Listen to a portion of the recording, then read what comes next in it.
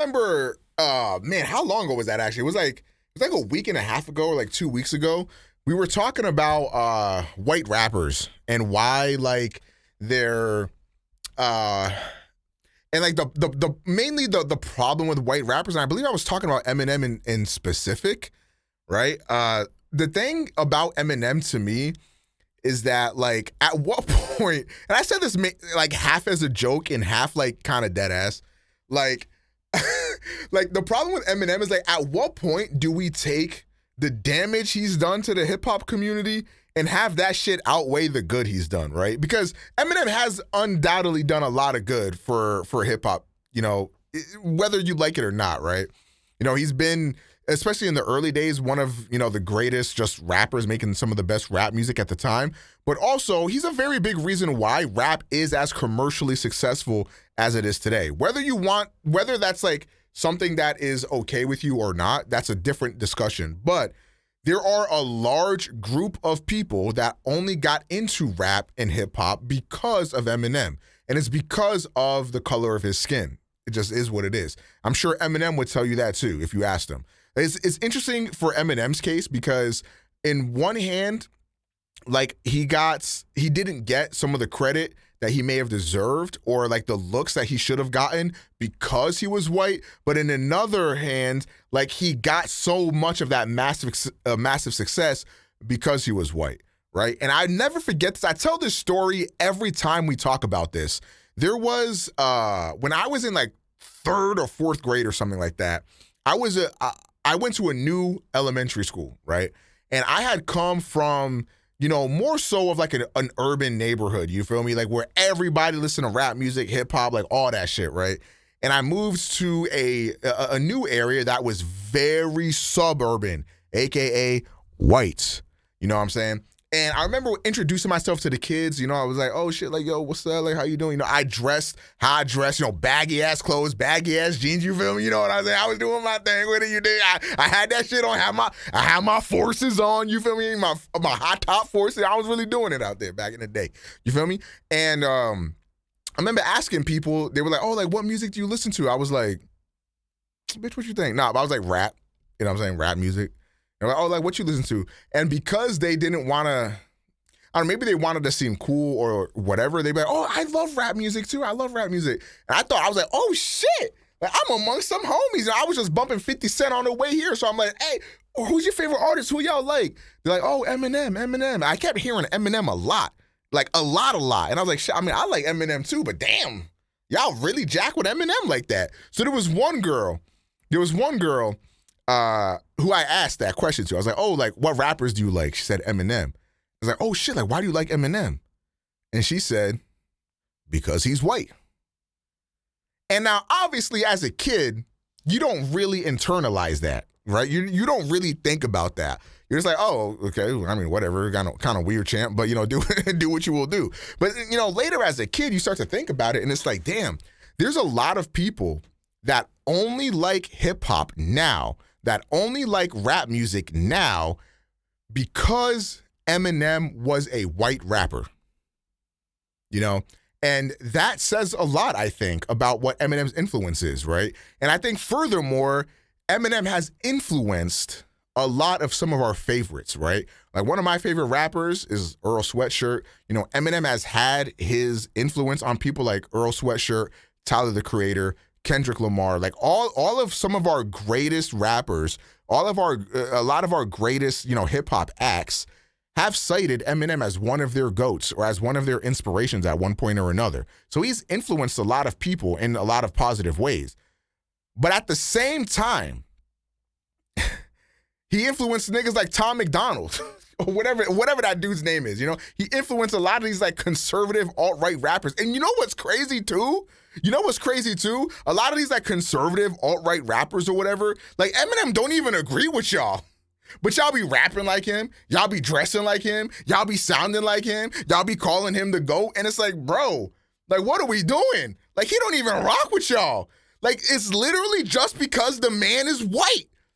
And I think that has done damage. I genuinely think so, bro. Like, now because Eminem decided to make the Marshall Mathers LP, now I gotta listen to Tom McDonald on TikTok, bro. Like, what is up with that?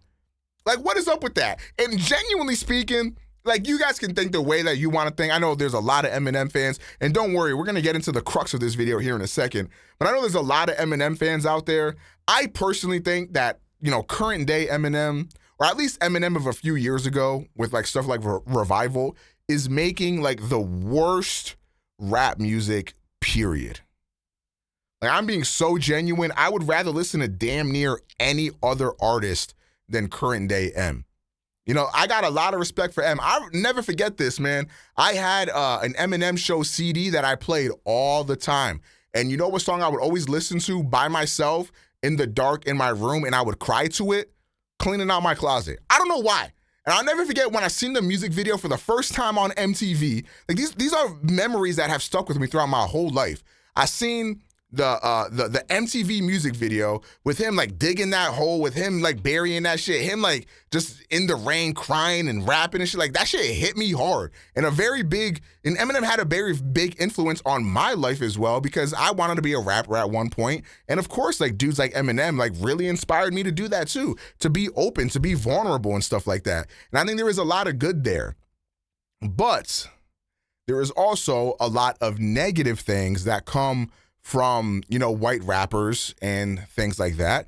And there is a video from a creator that I really respect, and he made this 6 days ago. Again, this was like the day after we had this conversation on my stream. So I find this crazy that this came out at that time.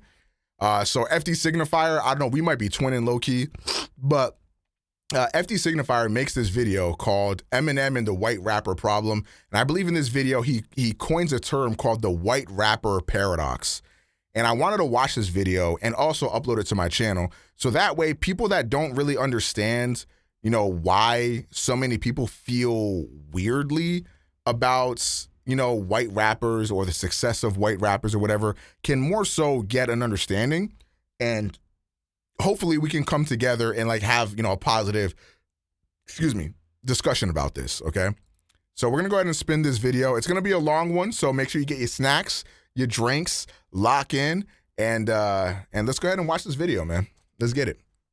So maybe a little over a year ago, I'm riding alone for some reason for long enough, and I'm listening. Also, I tend to interject a lot on these videos and add my own commentary. If you guys want to watch the original video and just watch it in its entirety without me butting in and talking every 30 seconds because I'm annoying like that, then you click the first link in the description. It's right there, and watch the full original video. And also, if you end up liking this video, go subscribe to F.D Signifier. He makes a lot of dope videos kind of just like this. Into this Spotify mix of some songs that are like some of my favorite rap songs to play on some particular playlists. And for those who don't know, Spotify runs on a predictive algorithm. This has nothing to do with anything, but he definitely got the most unkiest shirt on right now. like this is an unk-ass shirt. I respect it. All of the songs in a playlist are played. This may sound stupid, but I never realized that the rap genre was birthed from black culture in America. Really? It creates a brand new playlist based solely on what it thinks you'll like based on your previous songs that you're listening to. That's actually interesting. This playlist in particular for me is called Hip Hop Old and New. And it features some of my all-time favorite like real hip-hop tracks. So we're talking like Tribe Called Quest, Slum Village, Common. And then it also features newer people that I like, such as Kendrick, J. Cole, Saba, No Name, etc. And once it If you had to give me a few artists to name off the top of my head that F.D Signifier would be a fan of, I probably would have named all of them. got to the end of the playlist, it played some familiar stuff that I'd heard before and liked, but then it got to a new track and I was immediately like, oh yeah, this is definitely going into the rotation. It was this unfamiliar voice though. It was this deep, raspy, unmistakably New York style of flow over this undeniably New York sounding beat. It made me feel like I was hearing... So hold on, I got a question for you, Strap, and for anybody else. How come it's cool when F.D Signifier is an old head, but I'm 29 and I get roasted for being old? So like, what's the difference? Mobb Deep or something. Maybe way just back in like 96. Initially, I thought this is probably some new Griselda person that I hadn't heard of before, or maybe one of these underground rappers that, you know, the babies be telling me about on Twitter that I hadn't bothered to check out yet, because I'm sorry, Hope you guys Mangoes. had a great like that, Christmas, so I just don't have Opero the time. 7. Thank you for the Turns out 39 I was months. Hope you had a good mostly right. Christmas, It was too. definitely a New York MC, and the 90s, early 2000s influence was there because Get some rap the in track your was voice? What the actually fuck? produced by Havoc of Mobb Deep fame. But it wasn't anyone from Griselda or any of the 90s New York style cast that had popped up in previous years, like a Joey Badass or a Mock Hami. The name was completely new to me, which was fine, because, like, again, I'm listening to music like that. I'm not Anthony Fantano. I don't know who half of these people are until y'all yell them at me enough for me to listen. Tight. Right? But I was not imagining seeing this when I looked the artist up. Y'all fuck with that grimy hip-hop shit out here in L.A. Turns as fuck, I see him. New York ain't dead. It came back to life in the apocalypse. I done seen too much by 14 to be an optimist. Round late registrations dropped. I learned about consequence. Before shit mellowed out, I saw a few Marty Collinses. Yeah, what the fuck? Also, there's another problem I have with white rappers. This just reminded me of this, hearing this dude rap. I think there are a couple different kinds of white rappers. I think there are white rappers that just rap with no respect for the culture or the art form or the history. And to me, that feels like gentrification. Whereas this dude, off of just 35 seconds alone, not even, what was that, like a 10-second clip of him rapping? I don't feel that. And I think that is the difference. This is why I've always hated artists like Lil Dicky. And look, you can like whoever you want to like. This is not me trying to police your opinion. This is just me giving my opinion. It's why I've always never been able to like those kinds of artists, because I don't get that sense of like genuineness from you. Like, to me, rap, or like to me, it feels like rap is a joke to you and you don't take it seriously, and this is just a means to an end. And I think we kind of got that proven when, you know, the thing that Lil Dicky did with his success was start an acting career and start making a show that is apparently very good, you know, so like good for him or whatever. But like, I just don't like that, you know what I'm saying? And even like with Post Malone making comments about rap music, saying that like, oh, like, you know, rap music isn't emotional. If he wants to get emotional, he's going to turn on rock, not rap music or something like that. You know, it's like shit like that. I don't like that. Like, I don't like how you can come into this wave, come into this culture, take this shit, have it make you rich, and then disrespect it in the same vein. That's another very big thing about white rappers that really fucking irks me. It's not, I don't feel the love there. And it feels like you're just coming into a space that means a lot to a lot of people and taking way more than you could possibly give it. And I don't like that. This is Marlon Craft. And over the last year or so, he's become one of my favorite new rappers and has been in heavy rotation a little bit. Craft seems to be doing well with several songs with millions of streams, but I have to say, I'm a bit shocked that I hadn't heard about him before he popped up on my Spotify. He doesn't have a large presence or buzz in the online hip-hop circles that seem to buzz around my head on a regular basis ever since I've been on YouTube. Which is odd, because he sounds like someone I should have heard before, because he sounds like one of these 90s Renaissance rap artists out of the East Coast. Lil Dicky is a comedian, was upfront about it. Okay, but here's the thing though. Why did Lil Dicky decide to start rapping instead of making, you know, pop or punk or rock or metal or whatever? Like, why rap? Like that's what it is to me. I think it's because rap has this connotation to it that it's like an easy genre. You know, that it's like anybody can rap, or like rapping is easy, you know, and I think that to me is what I don't like. And also, let's face it, if you are a white rapper that's even remotely not trash, people will dick ride you to hell and back because you're a white rapper that can actually rap somewhat okay. So you get a big boost over anybody else. You don't even need the real talent for the craft or the real passion for the craft that other people would have. Because of you being white, you just get that boost automatically. You know, like people be like, oh shit, look at this white boy rapping. Like, he actually rapping pretty good. You know, he rapping pretty well. You feel me? Like, and I think that is where I draw like a little bit of a problem with that. You know, having their own little wave and moment for the last 5 or 6 years. And he's white.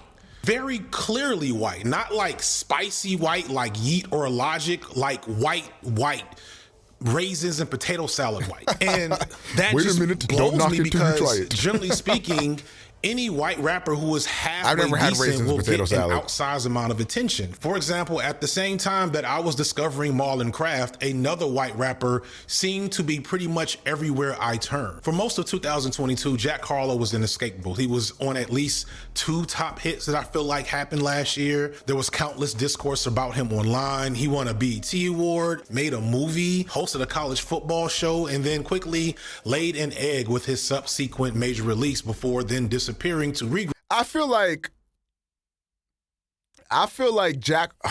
it's interesting about Jack Harlow. First of all, I did not know he won a BET Award. That is crazy. That's actually insane. Secondly, I feel like if anybody made the music Jack Harlow made, it would have popped. Just because it's so mediocre and like easily listen toable. And let's face it, the samples are carrying his music. Like when you listen to First Class, like the part of First Class that gets stuck in your head is the sample, not anything Jack Harlow says, you know? And I've always had a problem with Jack Harlow. Personally, this is a personal beef, Jack Harlow, if you watch this video. It's mainly always been the fact that he just sounds like discount Drake, okay? And like I don't think Drake is like this like super generation. Well, Drake is like definitionally a once in a lifetime, a generational type of an artist just off of success alone. But like, I don't think Drake is like this artist that like is like this level of artistry that is like unattainable in a sense. But like, why the fuck would I ever listen to Jack Harlow when Drake has made the same song before, but better? You know, like that's always how I felt about Jack Harlow. Now, apparently, Jack Harlow made a new album after this mess that he dropped that was actually pretty solid. I don't know. I haven't listened to it. But yeah, Jack Harlow is one of those dudes that always like left kind of a bad taste in my mouth. And I think it's because of the way he was introduced to me as well. Because he was introduced to me like how a lot of white rappers get introduced to people. Like, oh shit, like look at this white boy rapping. Like he can actually rap pretty well for a white boy type shit. You know what I mean? And it's like, anytime somebody gives me that connotation before showing me a dude's music, I don't think I could ever take that person seriously a day in my life. Like, I feel like if they make good music, you show me their music, and I won't even give a fuck if they're white or whatever, because the music will speak for itself. You feel me? Because the fact of the matter is that if you showed somebody a Jack Harlow song, and didn't tell them anything about who Jack Harlow was or what he looked like, they'd probably say, yeah, that shit was all right. And that's just the kind of music he make. And there's nothing wrong with making music that's just all right. I think it's hard to make music that's just all right. You know, to make music that is so agreeable that most people like would be okay listening to. It's kind of, again, it's like that Drake effect. It's hard to do that, but it's not gonna ever like be something that like that outlasts anything. Nobody's gonna be talking about First Class next year, let alone 5-10 years from now, you know? So like, you know, it is what the music is just okay. He's a plant. He's not a plant. He's been making music for a long time. He's not an industry plant. I'm pretty sure like he's got his buzz off of YouTube. Group and figure out what the fuck went wrong. It was an immense musical anticlimax that I think a lot of people saw coming, but more and more people were happy to see happen. Something about Harlow's rise to fame rubbed a lot of people the wrong way. It was a bit of a paradox though, because while Harlow had so much fanfare and hype as well as hate, his actual music was just mid. It was like perfectly in the middle and disposable, which is probably why he didn't go anywhere, but it didn't make sense that he had so much hype and hate in the first place. I remember so many people telling me to make a video about him, and I'm like, why? I eventually did make a B-sides video, and the video was basically like, And it's because hip hop has always had a very large mid tier full of guys who you remember a few songs of, and they have their diehard fans, right? But they'll never move the needle on the culture and will barely be remembered 10 years from now. And Harlow really fits into that, except for the fact that he's white. In a weird paradoxical way, Harlow's whiteness was both amplifying him to a level of stardom that his talent was not worthy of, but also as a result of this, amplifying scrutiny and criticism that should be reserved for more offensively bad or problematic or at least interesting artists. That's a W like, take. Say, a Kanye West, Doja Cat, Lauryn Hill. Like, those are figures whose work and lives and careers are worthy of discussing at a high level, even if you don't like them or their music. And that's not the same as Jack Harlow. I would never, that would be like me doing a video about Chia Lee or Nappy Roots, Killer Army. You kind of see? Yes, those are all real rappers from my era. Y'all gonna do a lot of Googling. If you are under the age of like 35, just go ahead, open Google up in another window so you can see all the jewels I'm about to drop on. Yeah, bruh. We're gonna have to pull up the Google chat. Shit some of y'all have never heard of. I would rather tell you about Marlon Craft, who's a much better artist, but even then, I feel the urge to tread lightly. Cause although I genuinely like Marlon Craft's music, he's still white. Again, real white. And just as with Jack Harlow, there's this complex and difficult to describe thing with white rappers. And if you think about it, white people in general in the arts, like, I realize that people don't want me to talk about Jack Harlow as much as they want help processing this weird relationship between him and hip hop, this explicitly Black American art form that has defined pop culture for nearly half a century now, and whiteness and white people, that vampiric relationship that they have with Black art and culture, despite having contributed a lot to hip hop. He's taking a shit right now. Some of you want me to validate that you, as a white fan of hip hop, or maybe even an aspiring hip hop artist, that you can indulge in the art form without guilt or trepidation. And but on the flip side, I know some of you just want me to drag and roast the likes of Jack Harlow, Lil Dicky, Tom McDonald, Post Malone, and show them as examples of why hip hop needs to be clearly gatekept from white folks altogether. And if you know me, you already know I'm not gonna perfectly satisfy your deepest desire on this topic. But Post, at the end of the video, I think you'll understand why. I mean, I think Post has said some shit about rap music that I definitely do not agree with, though. Like, he can make like all the great music that he wants, if that's how you feel or whatever, but I think it's more so about like how he has sort of like pimped out the hip hop culture for his own gain. Like, you know, collabing with 21, making big songs like, you know, Sunflower or Sway Lee or whatever the fuck, and then sort of like not giving that same shit back to the culture, I think is what people have an issue with. He did the Miley Cyrus thing. Yeah, exactly, the Miley Cyrus thing. There's that's not to say that his music now isn't good, but I think it's understandable if somebody like felt a certain type of way about him because of that. Squishy, what am I doing?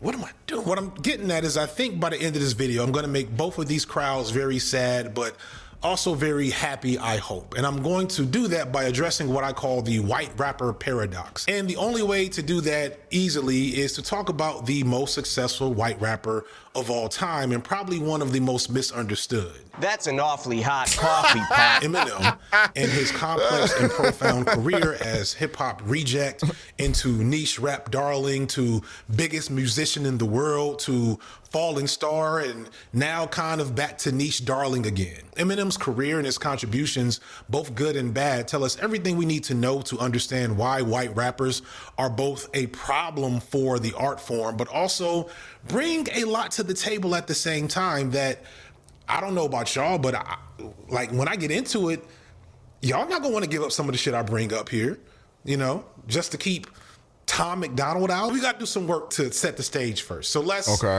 let's do our, typical history lesson here. Historically, white people have always loved black art, and that makes sense because black art and its music are top tier. You don't have to do a lot of work to look into so much of art history to see how black art and African art clears everything on a regular basis, or how white and European people have often been influenced by it, whether it be the influence of African art on Pablo Picasso or the outright theft of black rock and roll by Elvis Presley. Yeah, now, fuck you, all Elvis. Art builds upon previous art, and nothing is new under the sun. But historically, there's nothing I wouldn't do to get rid of Thomas McDonald. It's not just a matter of being borrowed from That's fair. and stolen from. It's a matter of receiving any credit or reward for the creation in the first place. Like later in his life, Picasso denied being influenced by traditional African art. And while Elvis did, thankfully at times, try to credit his success and work with the black influential rock and roll figures that gave him his start, it kind of didn't matter what he did. Him being white and mastering this black art form for a white audience overshadowed any efforts to bring shine to those black folks that influenced him. Remember this for later, is going to become kind of important. But the love of black art isn't just a product of black art being so great though. Everyone has dope art in their culture and history. Even the variety of European cultures that made up various immigrant groups in America had dope cultural aesthetics and art that they came to America with, or at least they did before they became white. See, the first thing we're gonna have to talk about is the concept of white as a universal category to even put in front of rapper. There are Americans alive today that are older than the universal acceptance of white as a genuine ethnicity and not just a category that black people didn't belong to. When the first colonizers arrived in America, they weren't white, they were Spanish or Portuguese or British or French, etc. But when they had to figure out a reason to justify taking the land of Native Americans or the need to enslave stolen Africans, these various European ethnicities and nationalities developed the concept of whiteness as a core feature to unite and empower them as a race against the others that did not look like them because of their darker skin. Damn. And they just so happened to want to take the land and enslave these people. Convenient that they would make them into something that was inhuman in the process. This practice has a long history. Like I'm incredibly flattening and simplifying some stuff, but the end result over time of enough of that activity was this bleaching and flattening process of tons of unique cultures into one bland American aesthetic. And when you consider that the first true American settlers were Puritans and Pilgrims, folks not necessarily known for vibrant expressive art, it's understandable that the bar for white art was in hell. And the same fate occurred for later immigrants that were Italian and German and Irish that came later. They came with Italian, German, and Irish culture, and over time, all that shit gets stripped out and they become just regular white people, except the Irish. The Irish, they all be trying. The Italians too, a little bit, The Germans, not so much. Ain't nobody going out to get German food. What is German food? Conversely, you're not jocking under the with constraints of oppression, what's it called? Wiener carried schnitzels? on bits and pieces of traditions pulled directly from Africa, stripped of their original elements, but not their core essence, and that carried from that slave experience to now. The origins of soul music and the blues were crafted in the slave fields. The vibrance of black dance and movement spilled out from slaves in the black church, the only place where they had enough privacy to dance and express. German food is good. I name a German dish. Unpacking how whiteness exists in current society with desirability and white supremacy. I'm first generation here, grew up in the burbs, so this shit really helped. Hey, that's good for you, bro. All of this has manifested directly into a lot of what hip hop and black art and song and dance and storytelling is today. Black Marxist philosopher Franz Fanon wrote about this type of art under colonialism. Another aspect of the colonized affectivity can be seen when it is drained of energy by the ecstasy of dance. Any study of the colonial world, therefore, must include an understanding of the phenomena of dance and possession. The colonized way of relaxing is precisely this muscular orgy during which most of the brutal aggressiveness and impulsive violence are channeled, transformed, and spirited away. Everything is permitted. For in fact, the sole purpose of the gathering is to let the supercharged libido and stifled aggressiveness spew out volcanically. Symbolic killing, figurative cavalcades, and imagined multiple murders. Everything has to come out. The ill humors seep out, tumultuous as lava flows. It's wild that Fanon wrote this so long ago, yet you can easily imagine that these words could describe the unbridled aggression, intensity, and raunch that hip-hop music presented to us since the late 70s. Hip-hop is an art form explicitly informed by the oppressed condition of Black people, but also very much informed by those African aesthetics and traditions that have never really left us. So it's pretty clear why our art, even today, but also back then, it just hit different, right? Let's keep it a buck. White Americans struggle to have the same background factors to drive their art. The very essence of whiteness and the white experience is designed to avoid and pull out those types of conditions that make Black art possible. And it's telling that the elements of white art and music that do stem from similar conditions of poverty and strife and struggle, your Johnny Cash, your Springsteen, hometown jam.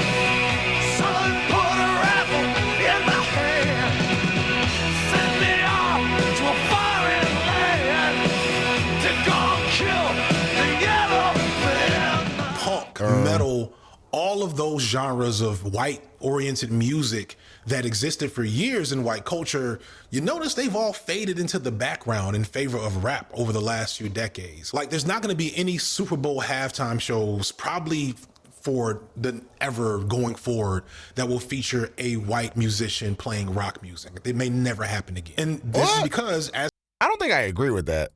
Well, I don't know if I agree with that. That might be, I don't know. I guess like pop music would probably kill the need for like rock music, I guess. But yeah, I don't know. I don't know if I agree with that. What up, Prince Champagne? Damn, Prince Champagne, how the fuck you been? Who still makes rock? That's another thing too. I feel like music is becoming so genreless. You know, like what do you even classify as rock? I feel like pop music has like sort of intertwined with like everything. So like there's like, you know, I feel like rap and hip hop and pop music like have kind of like intertwined with like every other genre. And it's like kind of making something like completely different. So like pop, I mean, I guess what do you classify as like purely rock though?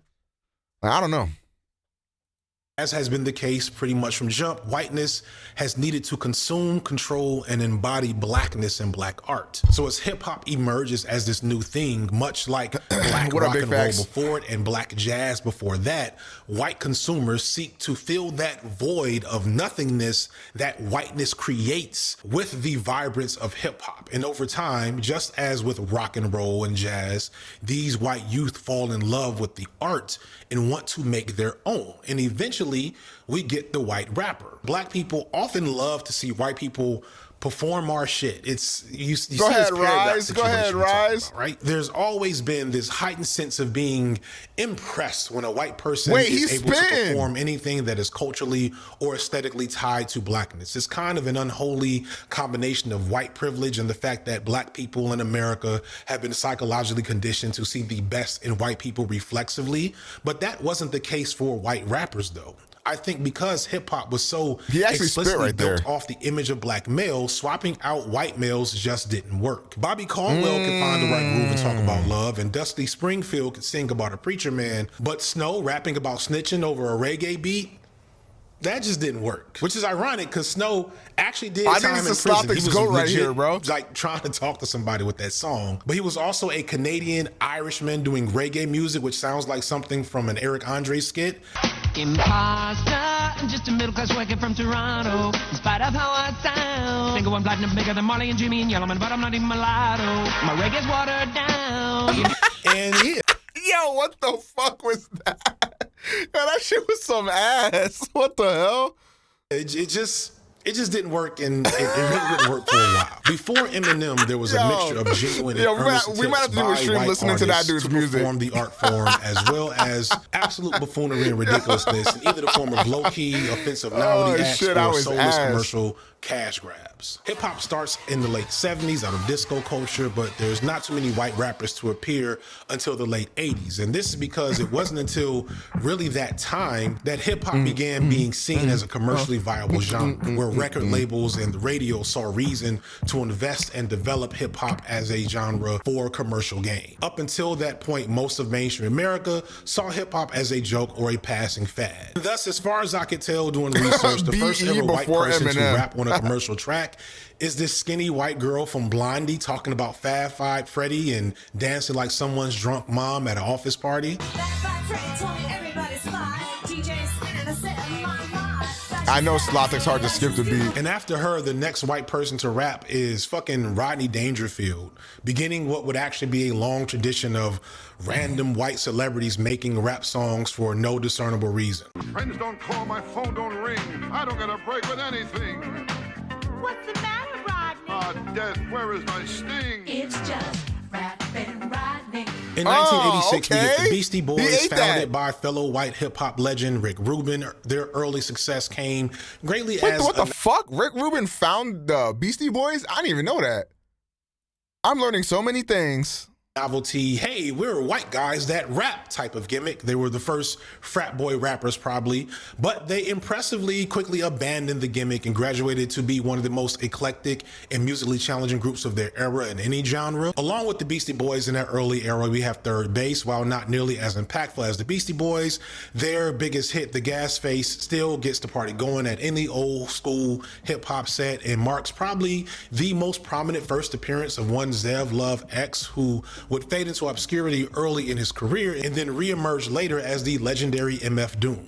This is another thing that you're going to see a lot throughout this video is that randomly, like some of our biggest black hip hop stars of all time would pop up, you know, next to a white guy saying, hey, I'm here too. And then all of a sudden it's like, shit, this is MF Doom's first appearance. MC Search, one of the rappers from Third Base, actually did it twice because he also discovered Nas from under Cool G Rap's nose and actually owns the rights to his music or something, which is fucked up, but the whole industry's fucked up and I don't really want to get into that shit. There's the unfortunately named Milkbone. Milkbone made one of my favorite rap songs of the 90s, and I forgot. Milkbone, like most rappers from the 90s, like had that Big Daddy Kane, Cool G rap flow that Nas had mastered and taken to another level. And so this one song, Keep It Real, sounds like a Nas B-side. It even has AZ as a sample for the hook. Keep it real. We were beginners in the hood, and my mentality is keeping it real back keep it real. And the shit still goes hard though, but like he was never seen again. So I remember looking through Nas's whole musical catalog, looking for this song literally for decades until I rediscovered Milkbone probably like a couple of years ago. So what else we got in the 90s? We got a lot of groups. We got House of Pain. They were Irish, and then like the lead singer started doing the blues. Again, that transition thing going on. We had the Young Black Teenagers. I memory vaulted these motherfuckers because the what?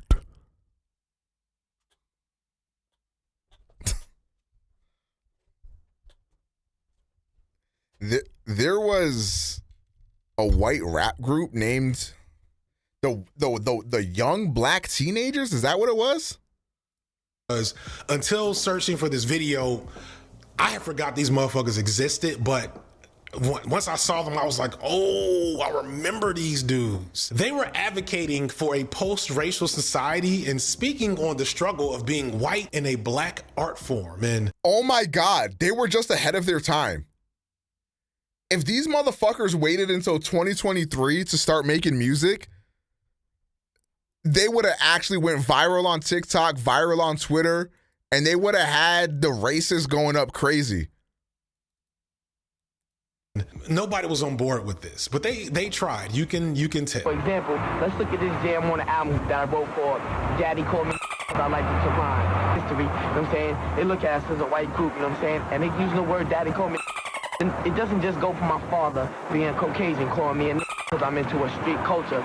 I have a lot of brothers that I roll with since I was young, that just because they in the same culture, in the same state of mind that I am, their father calls them of today. The youth of hip-hop today are young black teenagers. See what I'm saying? It has nothing to do with a skin color. It's a race without a color. I'm sorry. Nah, you can't tell me this wasn't a skit. The way the camera pans out and then you see a black dude interviewing them and he just slowly turns to the camera. No, bro, that was comedy. Nah, this is a skit. I don't care what the fuck you say. In the late 90s, right around where we're getting Eminem's emergence, we also get a lot of rock rap in the form of Limp Bizkit, Insane Clown Posse, Rage Against the Machine, a little bit of Anthrax, who collab with Public Enemy. People cringe at this now, but this was really a moment. I'd argue there's like a huge missed opportunity for some racial and class solidarity here, because like this genre collected black, white, and brown youth from poverty and lumpen pro backgrounds and got them organized and working and connecting together, and then money and general dysfunction ruined it. Like that was probably a missed opportunity. The most significant white rapper to emerge from this time, and in my opinion, the greatest white rapper of all time, Vanilla LP, Ice. also gets his start in the early mid-90s. LP began with Company Flow, an underground group from New York. Underground meant something different back then. Like now I'd argue there is no underground, because you can search and discover an independent artist off TikTok and then find all of their music on Spotify within seconds. But in LP's day, you had to really connect to the culture to find underground artists. They had to print up their own material and sell it out of their trunk or in a barbershop or walking down the street. So LP changed a lot of that. He started Definitive Jux and really collected a lot of underground artists from his area, then developed the sound of what alternative underground hip hop would be for like that entire era and really going forward. But a lot of that happens after Eminem, so he doesn't get as much credit as he should. Most of you only know him as one half of Run the Jewels, but understand his legacy is also worthy of its own video. To be honest, it's artists like LP that make me side-eye this reactionary and, oh God, am I about to say this out loud? Anti-white.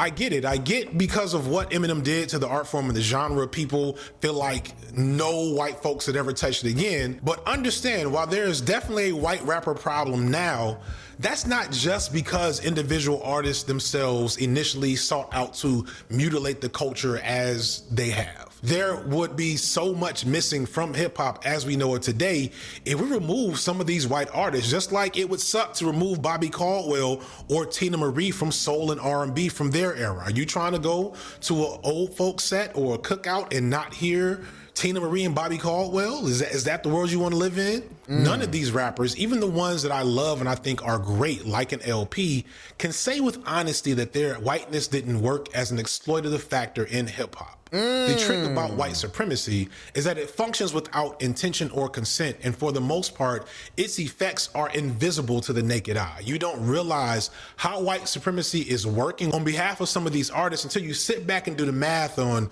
where they came from and where they ended up, despite maybe a lack of talent. And this is most evident in one of hip-hop's most notorious white figures before Eminem. This is the moment hundreds of hysterical fans had been waiting for. Last year, this man became the first rap artist to hit #1 on the pop singles chart. This is the man Madonna sends flowers to and who's guaranteed to make any self-respecting teeny bopper go weak at the knees. Yeah. Cold, but very hot vanilla ice. Yes, sir. The VIP is cold, baby. Woo, woo. The VIP is cold, baby. Woo, woo. The VIP is cold, baby. Woo.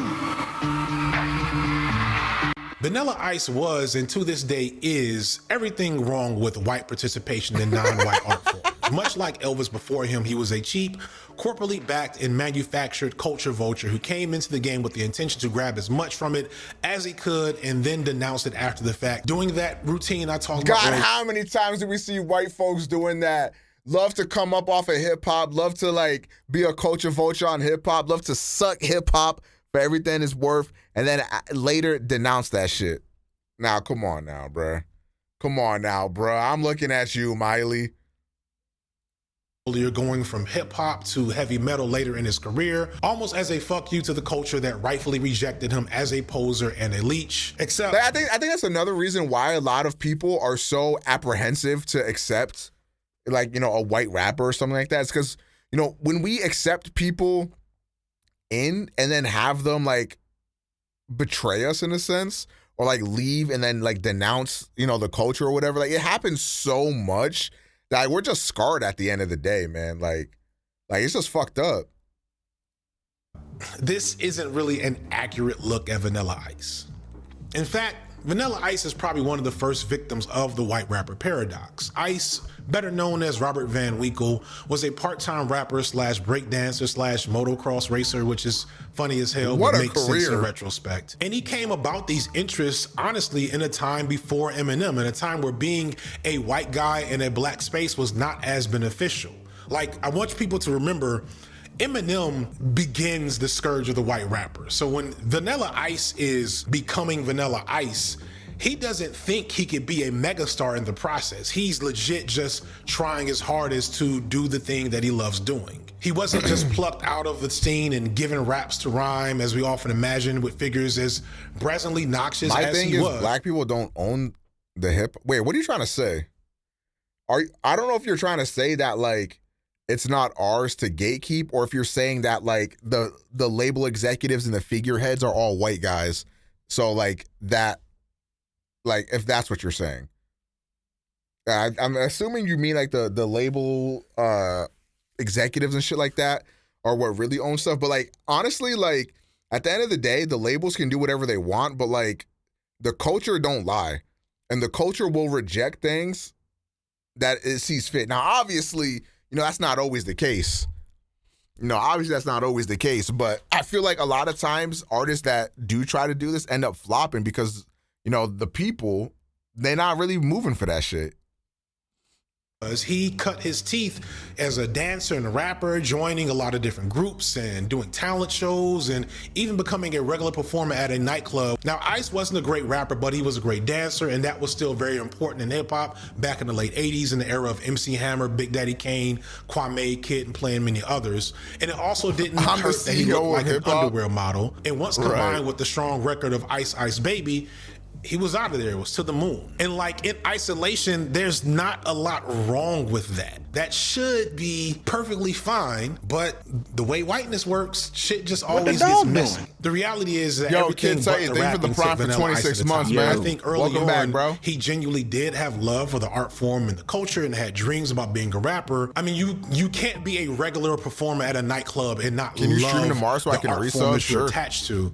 But his whiteness had Wait, other are plans. gift subs His whiteness discounted within yet? the world of hip hop, the package that he provided was too valuable a commodity to just let him be slow played into his career. And so he was suddenly one of the biggest stars in hip hop. He legitimately skipped the line from, you know, random white rapper to one of the most notable figures in the game. Or single subs are, but gift subs aren't yet. TV shows, and he was just kind of along for the ride and wasn't asking any questions. People that said a white boy couldn't rap. I guess there are a lot of battles you're experiencing. KRS-One said that you present a distorted mutation of rap. What is that? I'm not sure what that means. I have no idea what it meant. I read the same article. They also said that, you know, I'm bringing rap music to an audience that has never heard it before as well. So, you know, whether I like it or not, it's bringing rap music up, you know?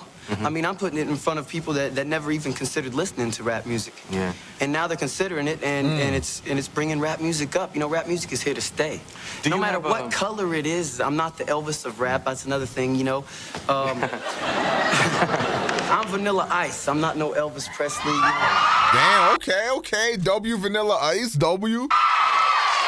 You know, I know a lot of black rappers are probably angry because some of the white people screaming didn't buy rap until you did it, until they saw a vanilla face on the cover of an album. That probably makes them angry because if it makes them angry, you know, you're angry. You know, it's not my fault. Did I have anything to do with that? So,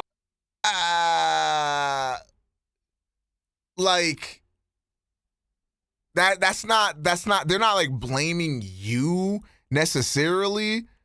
Like Nah, that's not the same. That's not the same. That's not the same. That's not the same at all, bro. Like, I think it's very valid for people that like live and breathe this shit to like have been not only just underlooked or undersold, but like actively like mocked and like actively like not taken seriously. But then all of a sudden, all of that changes when a white dude starts doing the same thing. You don't see the problem with that? Like, you might not be directly at fault, but you're a symbol of that fault. You know what I'm saying? So, like, yeah, you might not be to blame for that happening, but that doesn't bother you at all that this is happening because you decided to start, like, making music type shit. Like, that's, like, that is where the problem lies. So no, they should dog the people. What they're saying is they're showing their own jealousy, man. That's all it is. I don't think he saw anything wrong with it. Yeah, never mind. Fuck Vanilla Ice. He a bitch. It's bad for him because when the inevitable backlash hit, he came off defensive and confused, like he didn't know why people were annoyed by his presence. In his mind, he had worked hard and earned that spot, and I get that, but no, that wasn't the case. What's your real name? Robert Van Winkle. Where did you change? Nothing rhymes with Winkle. I become richer with every endeavor. I'm living large and my bank is stupid because I just listen to real rap and do big. And understand, his record label and the people around him were not helping. They were trying to get that cash out of him. They overly emphasized his whiteness. They even wrote a fake biography to make it seem like he was more street credible than he was. And real hip-hop responded accordingly. This was a different era of hip-hop where black culture still had the power to completely dictate who was accepted into hip-hop. So I think this is what that other dude was talking about, you know, even if we don't want to accept somebody, like at the end of the day, are we really in control? You know, I think we do have some amount of control, like on how the culture goes. But I mean, we also seen a lot of instances where it don't really matter. Pop rejected Vanilla Ice and he couldn't come up with another major hit. He was gone. He was out of there, only to emerge later in life again as a heavy metal artist, do a few rock albums, some reality shows. Think he had a drug problem at a certain point. You know, it's the usual routine. But I am bothered by the fact that he's looked at as this ultimate culture vulture because unlike similarly branded, oversaturated acts today, he didn't know that was what he was doing. He didn't ask for it. And as I said earlier, the whiteness spoke for him. It propelled him to that position, and he didn't have enough wherewithal, like, you know, most white people, to stop it before it ate him alive. What Vanilla Ice illustrates to us is an important point, which is that there isn't as much money in black music as pop or rock or whatever, and that's simply because there's never going to be as much money marketing something to black people as opposed to any other population of Americans. You just won't sell as many records or tickets or t-shirts, and whatever you do sell will probably end up being less lucrative in the long run. Thus, not long after everyone figured out that white kids loved hip-hop the same way their parents loved rock and roll years ago,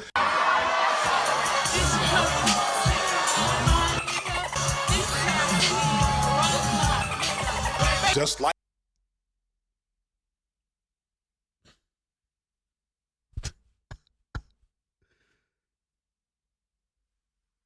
I can't believe she got up on there and said that shit, man. My favorite part about that whole discourse was people were like, well, what did Kendrick think was going to happen? I don't know, for the white fan to not say the N-word? Like, what the fuck? Yeah, I'm sorry, man. That was... Also, how the fuck are you going to be a fan of Kendrick Lamar? You know, pretty much like a poster child for like wokeness, I guess you could say. And then like... think it's okay to say that on stage. Like, bro, what the fuck?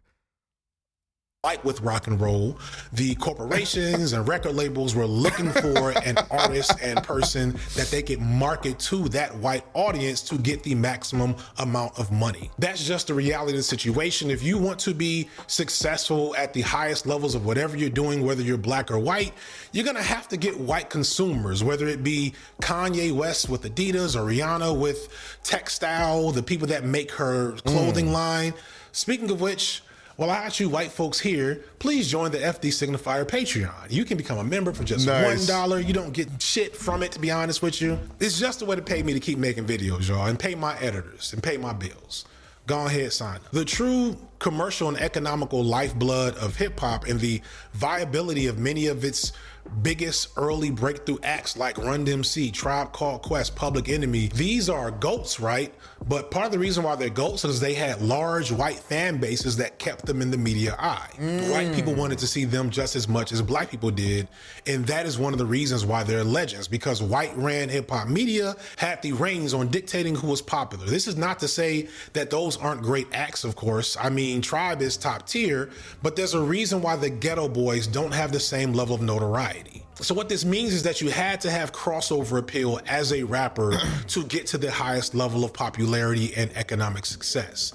But even crossover appeal had its limitations, because you had to be white friendly like those aforementioned groups, or a caricature of real street life like NWA or Ice-T. And even then, you still only capture a fraction of the white hip hop fan population. There was this huge untapped market of white people, those white folks that kind of liked good music, but don't really like black people, you know, racist. The hip hop world was searching for its Elvis, someone who was good enough to really perform that black art, but could translate it effectively for a white audience. They had tried it with all these other acts. Some accepted the opportunity, many rejected it, thankfully, and they got close with Vanilla Ice, but he didn't have the talent or the heart to pull it off. But 9 years later, as the oldest millennials began to come of age, such as myself, okay, I think the video's about to start. Its great white hope, and he was more than happy to tell you who he was.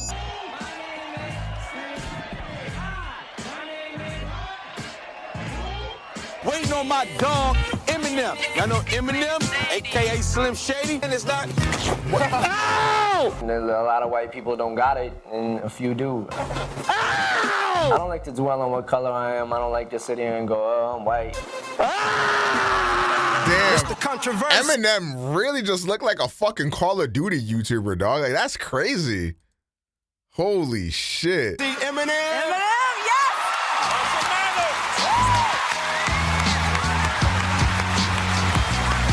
I guess, first of all, I want to thank everybody who could look past the controversy or whatever and see the album for what it was, and also for what it isn't.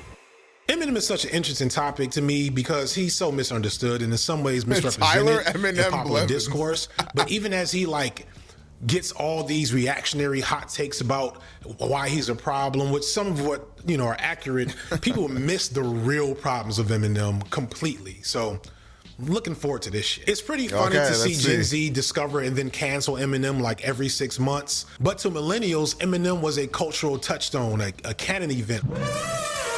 And how he got there and what happened in the aftermath is really complicated, but it's the epitome of the white rapper paradox concept. Eminem, aka Slim Shady, was born one Marshall Mathers in Missouri, actually, before he, his brother, and his mother moved to Detroit, Michigan, where he grew up as one of those few working class white families in an all-black area. If you are a white person from the hood, then you have an immersion experience there, and black culture in that environment is native to you in a way that it isn't for most white people and even many black people. They still exist and experience whiteness, but that experience is from a standpoint that gives them as much of a black experience at the same time that they could get without actually being black. They can have everything but the burden of blackness, though it is still very much a difficult and traumatic experience, one living in poverty, but also being a token in an all-black area is not easy. Gen Z's trying to cancel who?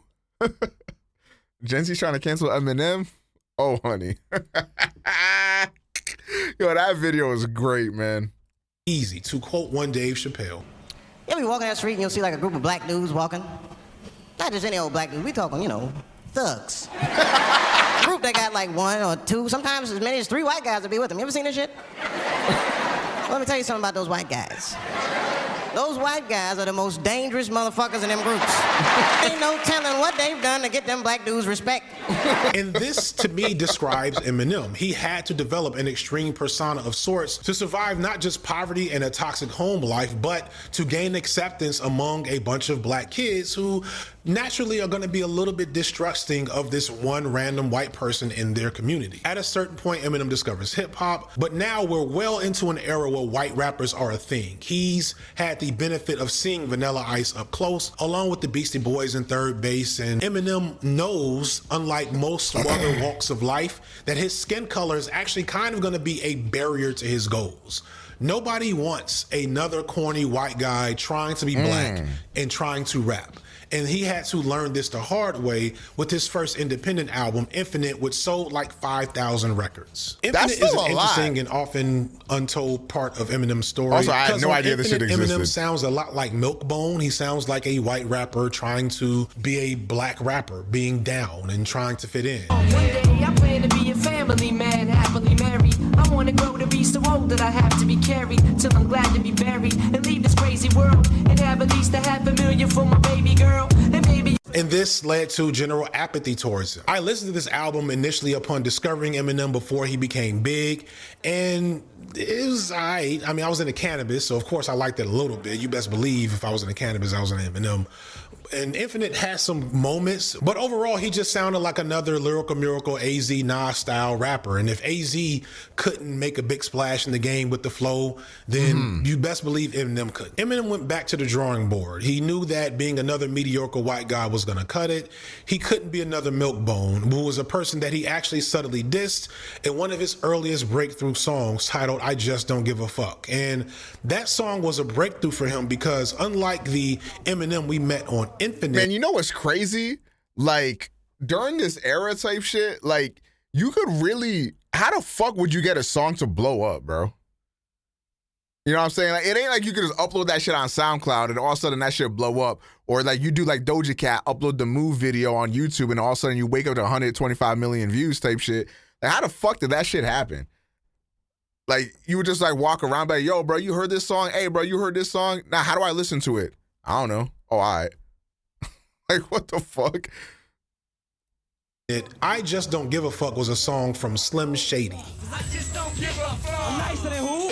But I'm on a thirst to crush a milk bone. I'm everlasting. I melt vanilla ice like silicone. I'm enough to just straight up dish you for no reason. I'm golden in snow season when it's 20 below freezing. Slim Shady is a chaotic, misogynistic, homophobic, murderous psychopath. Probably developed out of a combination of Eminem's struggles in his personal life. Oh, wow. He was dealing with addiction at the time. He was always in conflict with his mother, his baby mother, and living in poverty. But at the same time, he had also connected with his future group D12, who dabbled in horrorcore and extreme edgelord content. So Slim Shady is basically all of those experiences plus Eminem's intrusive thoughts made sentient. He put all of that rage into the music, and this was not new for hip hop. That was the same thing DMX. I also feel like around this time too, it was like very cool to be like edgy as fuck. Like anti everything, you feel me? Like question all authority. Like fuck your parents, fuck the cops. I mean, you know, it's still fuck the cops, but you know what I'm saying? Like it was like very, like that shit was cool to be like, to just like say the most hatred, most outlandish shit ever, because I don't know why. Like at that time, it just felt like, you know, political correctness more so felt like, you know, like teachers or your parents or like whoever trying to control you and box you in. So like it was a very big thing like in that time to like break out of that, to be rebellious. Like rebellion was like so fucking big in like the early 2000s and shit like that. Like, it was huge. You know, because obviously, you know, I was a kid back then, you feel me?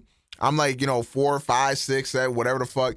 And like everything is like, fuck this, fuck that, fuck you. Like, I don't respect nobody, like, you know, all that shit. And then, of course, you know, what got included with that was, you know, like what F.D Signifier said, a lot of like racism, you know, homophobia, transphobia, like all that shit, like all that stuff was like that. It's crazy to think about now, but like that shit was sort of the culture at that time. You know, it kind of was. And it's not only just for like, you know, hip hop and rap and stuff like that, but we saw it also with like, you know, skating culture and like emo punk culture and stuff like that. Like it permeated every group of like of young kids at that time, you know? So it's very interesting to see where things, you know, where things have gone in comparison to where they were at, you know? Yeah, I mean, the youth is always going to be rebellious for sure, you know? And I feel like, you know, the youth always wants to like push the boundaries. And I feel like that's still the case today, of course. You know, the kids don't like being controlled. Kids are still rebellious and kids are still, you know, pushing boundaries.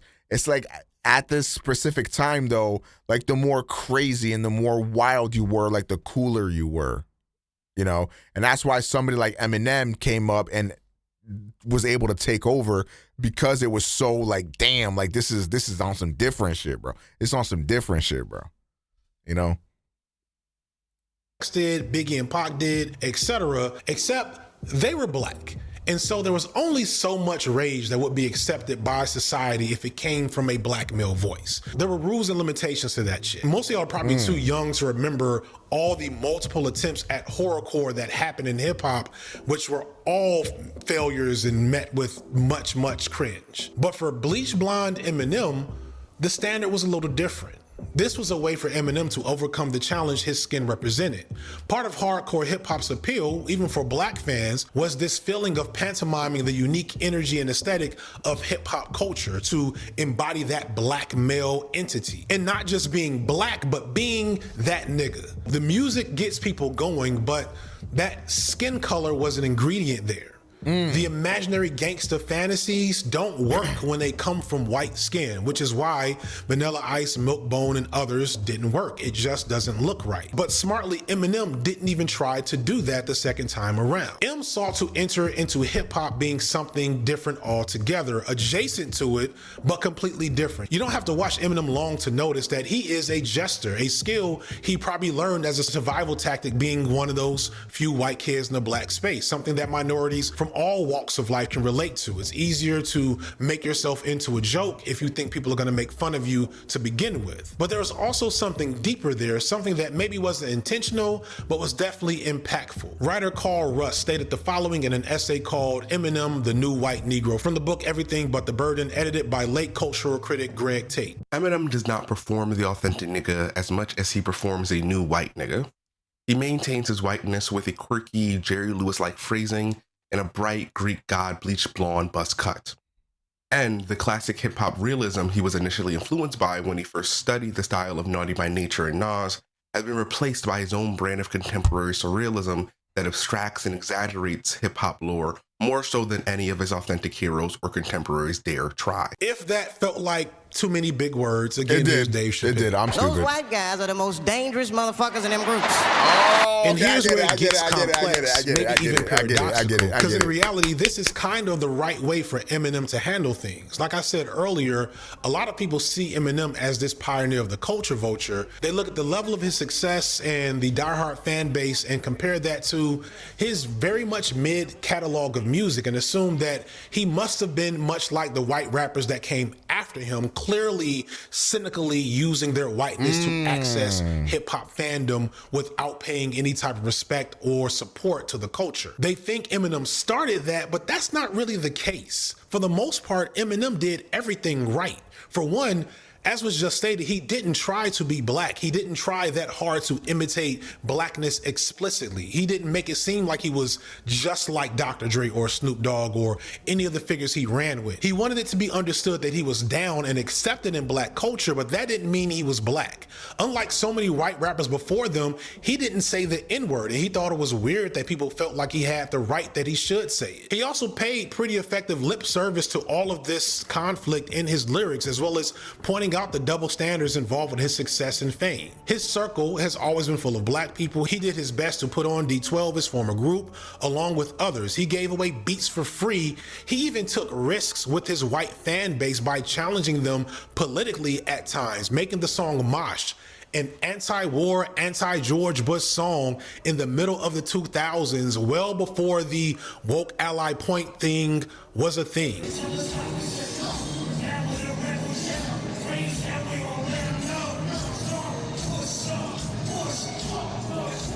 And this was after they had basically murdered the Dixie Chicks for saying the same thing. It's hard to understand this, and it doesn't make sense like in retrospect, but if you were to make an ally checklist, Eminem probably would have checked all the boxes, which is what makes what happens with him so much more problematic. Eminem, at least consciously, never set out to take advantage of or hurt hip hop. He never set out to be Eminem. He legit stayed in his lane, and I think he deserves more grace for his impact on hip hop, at least from that perspective. But that is the paradox, because even pretty much doing everything white, Eminem's whiteness spoke for him. He may have stayed in his lane, but as soon as he entered the road, the entire structure of the highway buckled under his weight.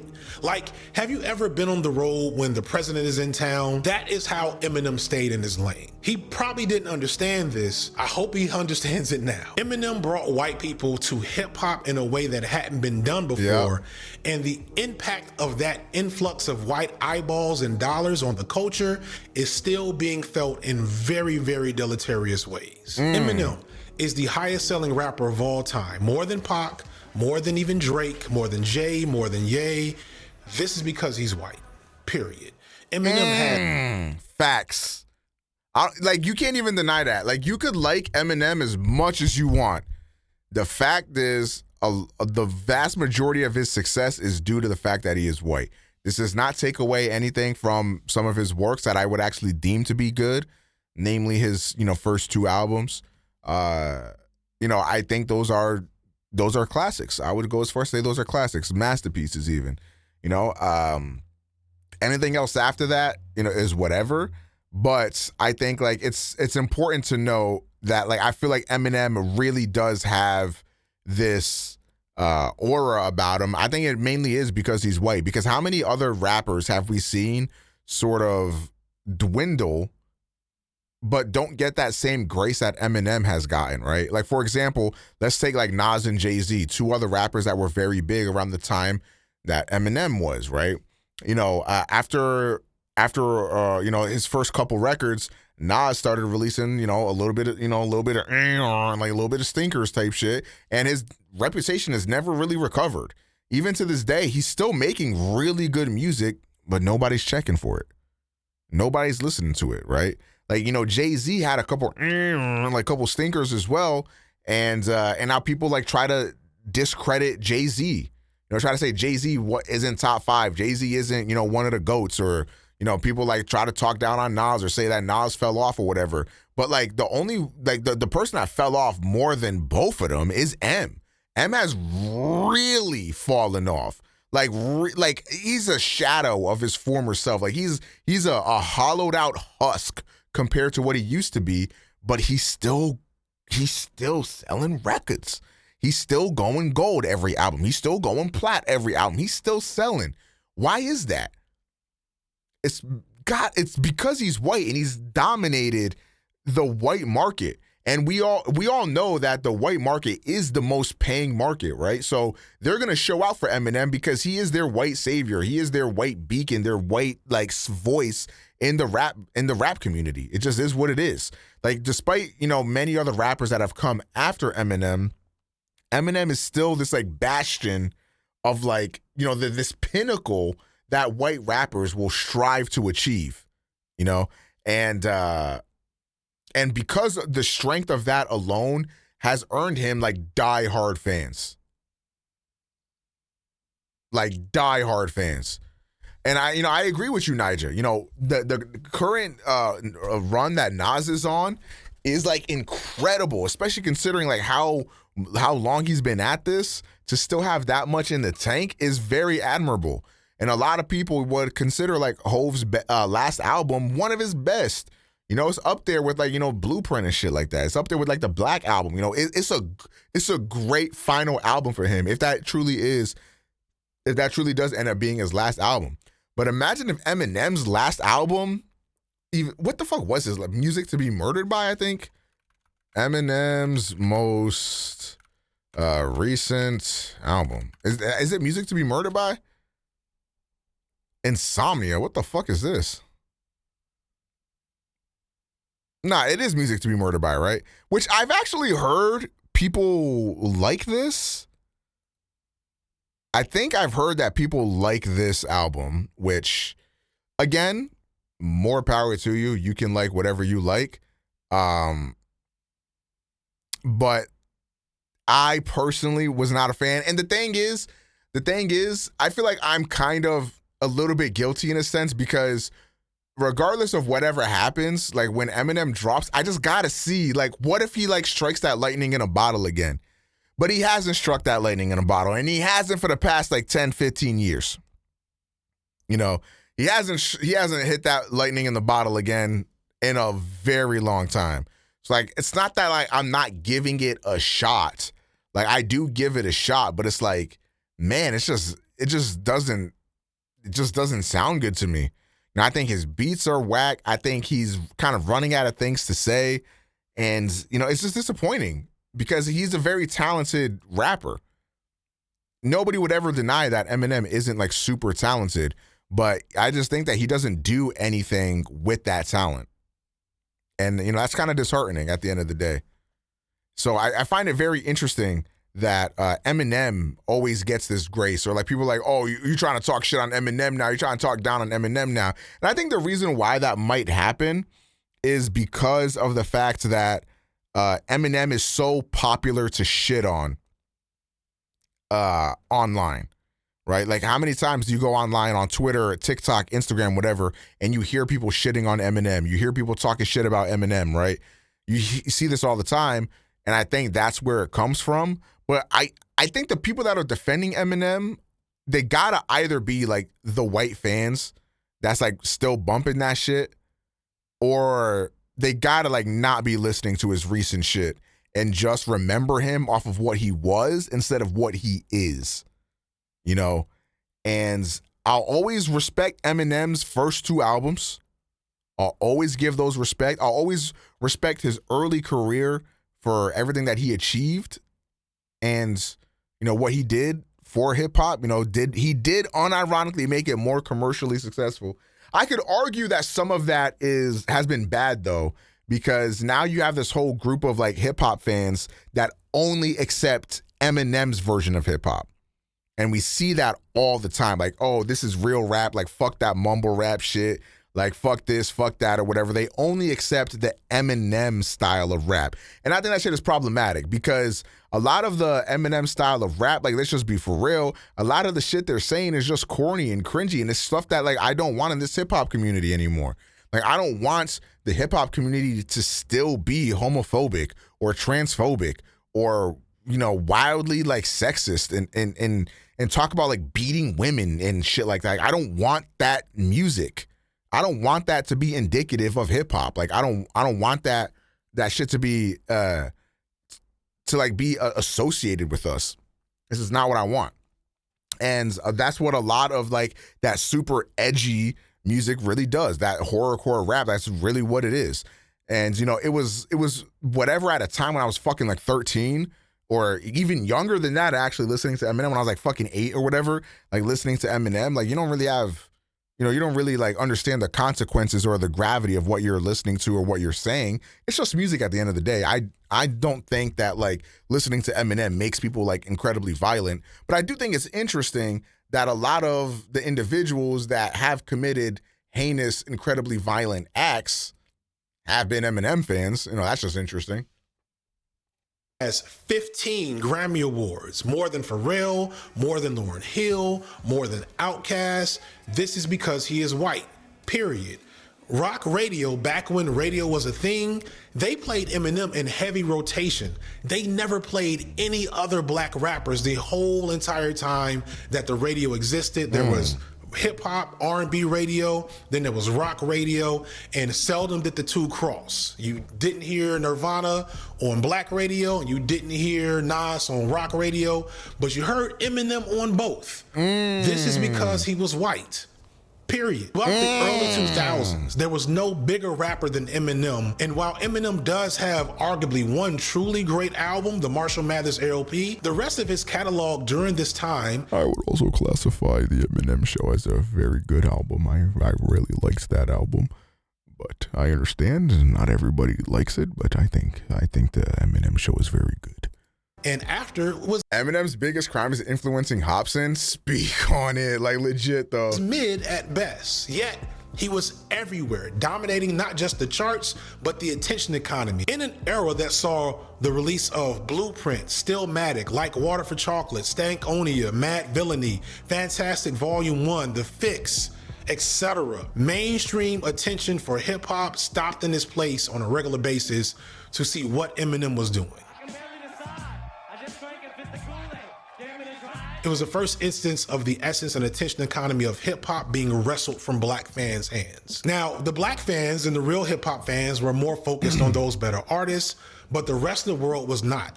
Eminem had a good 5-6 year run where there was no argument that he was the biggest and best rapper in the game, and this was because he was white, period.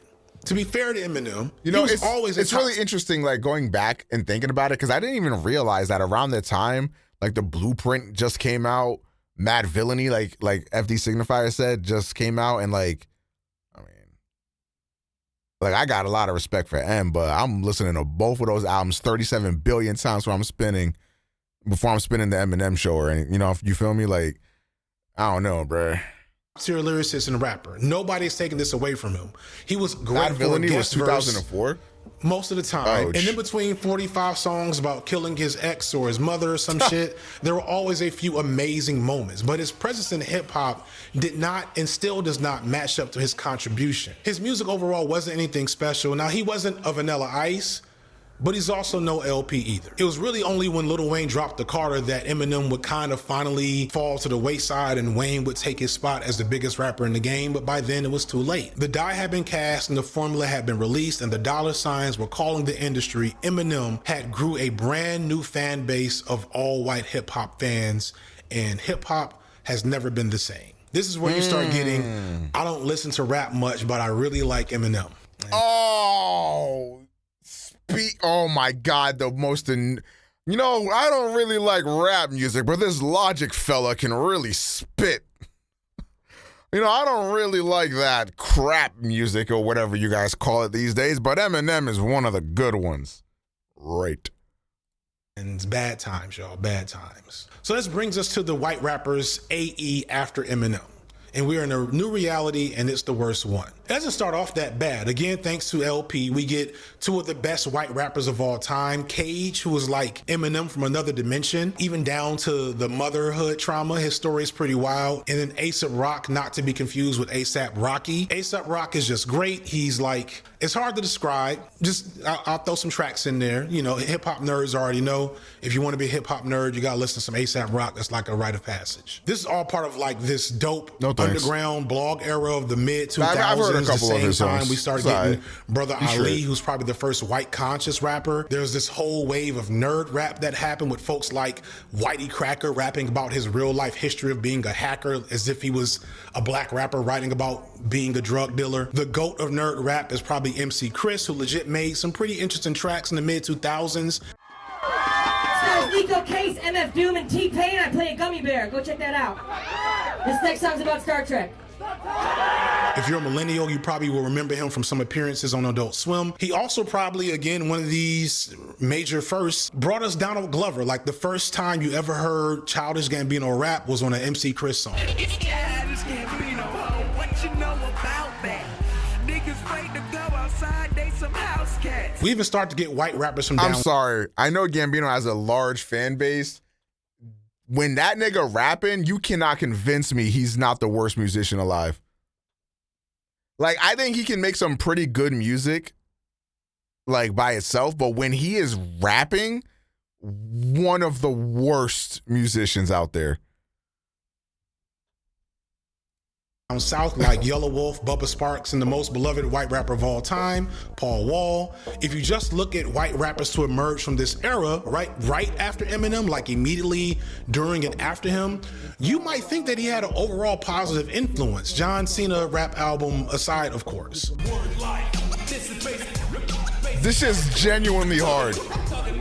And this is because Eminem convinced labels to try to find their next Eminem, and they were putting more effort in to find them in that immediate aftermath, and they were finding a few Yellow Wolf is one of the worst things that's ever happened to the music community, and that's just a fact. gems. And it worked early on because all of these rappers at this time were from the same... This motherfucker is gonna woe me about Yellow Wolf, man. Don't do it. era as Eminem. So they grew up watching the Cool G Raps and Rakims and, you know, all these other black rappers. Their view on music was still steeped in that black-oriented aesthetic. They were just like Bobby Caldwell, Tina Marie, Dusty Springfield, etc. We don't get to the real fuck shit until we get to the era that is influenced explicitly by Eminem. Shit doesn't get really bad until we get to the 2010s. Oh, this is... I think I'm about to come. This might be where he makes me happy. Hey, look, I like to play it cool like I'm not that. I fucking hate Lil Dicky so much. You know what's crazy? I don't know if I have any videos public. I mean, I'm sure, because I've been hating on this nigga from the beginning of time, man. Like I've been a Lil Dicky hater for years. For fucking years. Low, who'd assume that I got that? What do we expect from you now? Great coming up. I hope to make a monumental change, man. Hit him quicker than the edible. I'm about to run for Senate, ho. You don't even Senate. What are you doing for the Black Lives Matter movement? I mean, look, first off, I think it's ridiculous that we live in a society where like people aren't able to like treat everybody equally. Like I don't understand how, like, that being said, I'm not doing much. Like I'm not a very cause-based person. Like I hate him so much. I actually hate him so much. You know, I'm not doing anything for like world hunger either. Not that they're the same thing, but I don't even know what I should be doing, to be honest. That's a very honest answer. Yeah. Stupendo. Everybody know the cat like a dope meme. I got him buzzing up the crack like a dope fiend. G-Eazy. I don't even know where to start with you. Oh, I've also been... hating on G-Eazy was like low-key one of my personality traits. How long ago was that, chat? I don't know if I have any old heads in here, but I had this. Hating on him was one of my personality traits for a while. Also, they're using Neumann U87s. Because you have been on the grind and working since like day dot. Yeah. I mean, so watching you grow into the artist that you 100% deserve to be is amazing. Hotel got him puffing on the L, going harder than some hell, you ain't knew it. If everybody had to tell the truth and you had to pick a dude spitting better than you do, can't do it. Sway. Yikes. And the Grammy goes to Macklemore and Ryan Lewis. This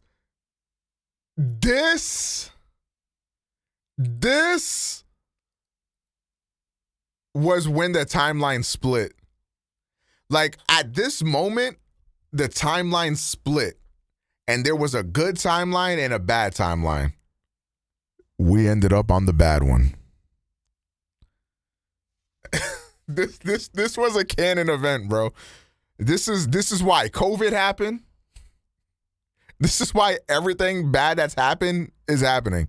Chat, this is why your girl left you. This is why your girl cheated on you with your best friend.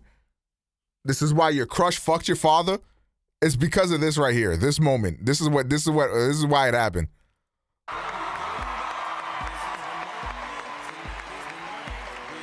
The 2010s gives us rappers. This Kendrick, yes. This is why we have Mr. Morale and the Big Steppers. Unironically, bro.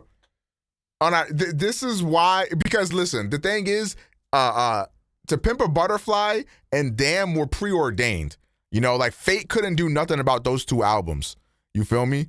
So like that was like you couldn't do nothing. It's like, Final Fantasy VII Remake, when the little ghosts like make the timeline intact, it still lasted for a little bit after this. You feel me? So like we still got To Pimp a Butterfly, we still got Damn, you feel me? But then the ghost stopped working, and now we have fucking Mr. Morale and the Big Steppers, because it is. Like this moment right here is what spawned Baby Keem. And then Baby Keem started hanging out with Kendrick, and then Kendrick started making the worst music of his career. It's because of this fucking moment right here. that were only influenced by Eminem, essentially, but also exist in a hip-hop landscape where far fewer barriers to entry exist due to technology. Same things I talked about the Drake video. And this isn't so bad because Eminem also influenced some great black artists that we have today. Wait a like minute, I said the same thing. And Tyler, the Creator. When they first came with the whole Odd Future collective, boy, if y'all gonna try to cancel Eminem, please do not listen to some of the early Tyler, the Creator stuff. I hate that. Nobody's canceling Eminem. Like, nobody gives a fuck. Like, this whole, oh, they're trying to cancel Eminem. Like, nobody's trying to do that. Everybody is just going back and realizing how ass this man was. And it's kind of crazy when you think about, like, how a dude that made the kind of music he made was able to be so dominant. And I think that's where a lot of it comes from, too. Right. Really would have appreciated a little bit of a bleep there. I guess the editor, look, it's a long video. He missed it. At the same time, it also starts the era of really cringe shit like Hopsin and Joyner Lucas. Oh my God. And yeah, it changes fundamentally. Okay. I don't like Joyner Lucas as much as the next guy. Putting Joyner Lucas in the same sentence as Hopsin is wild disrespect. If I was Joyner Lucas, I would probably sue F.D Signifier for saying that shit. Because that is wild to say that shit. Nah, he's spitting. Joyner is not as bad as Hopsin. They're both pretty bad, though. The reality of not just like how hip-hop exists. Joyner made I'm not racist, and he's not racist. What's wrong with that? But where it exists. Before, to be a rapper and to experience hip-hop as we understood it, you had to be in community with black people. You couldn't even be a white rapper not surrounded and accepted by black spaces. Also, Hopsin literally said, did the man that invented college go to college? Didn't think so. Like, he made a point, bro. Like, the beat cut off when he said that because he really thought he said something. But in this era, we get the resurgence of frat boy rappers. People like Asher Roth literally started their career with a song called I Love College. Guys like G-Eazy, Lil Dicky, Macklemore, etc. all break out in the late 2000s, early 2010s with real, genuine white people rap music. Some of this stuff is good. Lil Dicky can spit a little bit, but these are people who self-admittedly have not grown up connected to black culture at all. And their favorite rappers growing up were Eminem or maybe Drake, and it shows. On a technical rhyming level, they're talented and skilled Joyner will crumble. I hope he does. But they make this vapid, but not before toothless, Hopsin shallow crumbles. music and lacked the life experience and trauma of an Eminem to give them something to talk about that was somewhat interesting. Instead, they just talk about college and partying and how small their penises were. It was really, really cringe. But all of these guys became successful on some level, and worse yet, were given entry into respected hip-hop spaces. Shout out Mac Miller. He didn't follow M's path. He did his own thing. He did. I also think that Mac Miller still like benefited. Obviously, if you're a white rapper, you're going to benefit from being a white rapper. But also, Mac Miller, I believe, also came up off of like kind of like frat boy rap as well. Like, he definitely veered into his own thing, but in the beginning there, he was coming up off of that frat boy shit. And that's why, like, for the longest time, I never took him seriously. Like, I had heard that he had gotten a lot better as an artist, but since he came up off of that frat boy shit that I really wasn't jacking with, I unfortunately never gave him the opportunity that he probably deserved as an artist. Up on the Breakfast Club and does freestyles with Funkmaster Flex or Sway. Breakfast Club, we got a special guest in the building. Dave. Lil Dicky. He keeps introducing himself as Dave, He did introduce himself as Dave, but his rap name is Lil Dicky. And Macklemore wins a Grammy, famously sending him that apology text where he just so happens to share that text with the entire world on Instagram. Eminem helped create the new white Negro. And like, next thing you sending the text is one thing. When he posted the text on Instagram, that's when it felt performative. You know, that's where the problem was. I think Macklemore like meant well. He just like took very many missteps. You know. No, you have Post Malone calling himself White Iverson And then a year later, saying hip hop is boring, I'm gonna do something different. I want something, some real music. I can't call what the fuck Tom McDonald is. Thankfully, I've never listened to a Tom McDonald song. Guys like Takeshi 6ix9ine pop up, and he's technically not white, but boy, does his existence feel really, really white. We see today the aftermath of what Eminem did, technically by accident. The total adoption of black aesthetics and slang and signifiers into white culture. Ebonics, which is what it was called once upon a time, aka African American vernacular English, is now Gen Z speak. White girls have a hot Cheeto phase before graduating into appropriate white femininity. And all these young white influencers are doing TikTok dances for likes that they usually steal from black people, but then silent when it's time to actually speak up. Yo, I'm not gonna lie. He pulled his pants down and started shitting. Sheesh. Yeah, he pulled his pants down and started taking a dookie. Out the culture they voraciously partake in. Eminem, much like Elvis before him, managed to separate the music from the people and reframe it and recreate it in the image of that white audience. And this allows that white audience to avoid the cognitive dissonance of loving black music, but not really liking black people. They get to enjoy all of our shit without giving us not just credit, but humanity half the time. And when I look at this modern landscape of white people, not just he just white had rappers, sex but on like camera. white folks involved in black cultural aesthetics and art. And I think to myself, where the fuck did Marlon Craft come from? According to what I can find, Marlon Craft's background isn't any more street than his white contemporaries. His parents are both high-end professionals. He grew up near Manhattan in New York, which is not cheap. He does have direct connections to black spaces, having played AAU basketball in the South Bronx. But if anything, I'd imagine that'd give him maybe an inflated sense of connection where he would act more brazenly stupid about the fact that he knows black people in his music. But instead, he's got bars like decayed as well. Trains of thought out of order, we lost the way to ourselves. Take a good look at you like what DNA you got locked away in your cells. Slave owners is doing life in your bloodstream. How you gonna come clean? You ain't seeing the dirt up under your nails. Wait a minute. Excuse me? Sir, wait a minute. Where is this with your contemporaries, Hold on Marlon? now. Why are we not hearing this from other white rappers? Tom McDonald would never. This is why nobody's probably heard of you, by the way. You might, I don't know, for your own good, you might want to sell out or sell in, cash in, whatever. Anyway, it seems like Marlon Craft has a desire to uphold an era of hip-hop that everyone else has forgotten and left behind. And in that, he's actively trying to defy the unyielding pull of white commercial viability that is probably gnawing at his heels. And even this is nothing new, to be honest. Today, if you go into any jazz or blues club in the United States, you're probably going to see a bunch of white guys on stage playing Miles Davis or maybe even Jay Dilla. And this is all nice. And I wish I could be 100% a fan of Marlon Craft, because you have your Eminem, and Eminem has baggage in all these different forms and fashions that Marlon Craft doesn't have, and you recognize that this person is trying to do their best to respect the art form, and in Marlon Craft's case, try not to take up a lot of extra space.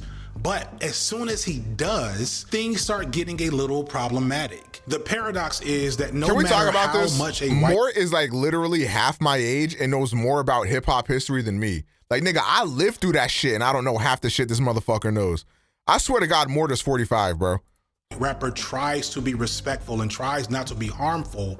The forces of capitalism and commerce and economics and these industries and these corporations, they're going to use whiteness and that person as a spear to penetrate every other aspect of the culture. And even as they're just minding their business and trying to make art, the harm will follow them regardless of how hard they try to avoid it. The world is so small. Is this Mac Miller? I was just like a kid making music, and all of a sudden, I was everywhere. Yo, this Tiny Desk concert, I was never a Mac Miller fan, but this Tiny Desk concert like broke my heart, bro. If you watch this, because this came out around the same time that he ended up passing. And it's like, and he performs the song 2009. That's what really made me change my mind about Mac Miller, is I heard him on this Tiny Desk concert perform 2009. And I was like, that shit shook me to my core. Like, no bullshit. And then of course, like when you listen to that song and then you know like how he passed and stuff like that, it's like it's bone chilling. You kind of started in the beginning of the blog era. Like this was sort of the beginning of that era. Which is fucking nuts, man. I've seen eras. I'm a young dude. But I don't. He never hesitated to extend his hand to the people he loved and was responsible for putting on so many artists. Ladies and gentlemen, y'all know who I am. Yes, sir. To some, Mac Miller is one of their GOATs, or at least one of the GOATs of his era. And what up, Zach? I don't see it. Don't get me wrong.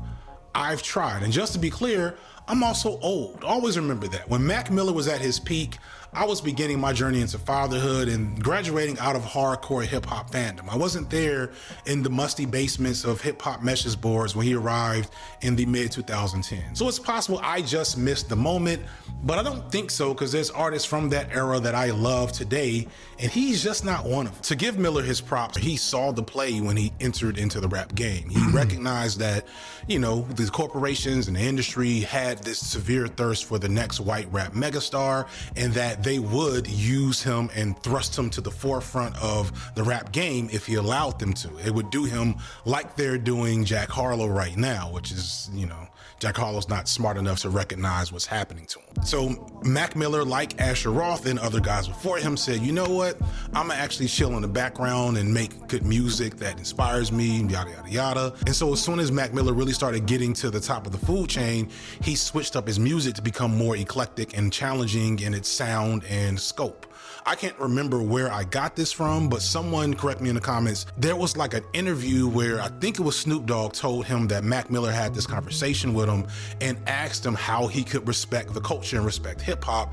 And Snoop told him that if he wanted to be taken seriously, he'd have to drop all that frat boy stuff and challenge himself and the genre as a whole. And he did that to great success. Miller was beloved and respected in hip hop in a way that I don't think any other white rapper had been or has been since him. Miller also remained independent for a large chunk of his career, and even when he signed, it was after that transition into being a more eclectic artist. He never really fully took advantage of his whiteness to the level he probably could have. And unlike Eminem, he doesn't have all the baggage of having his music be so hyper-violent and misogynistic and homophobic, etc.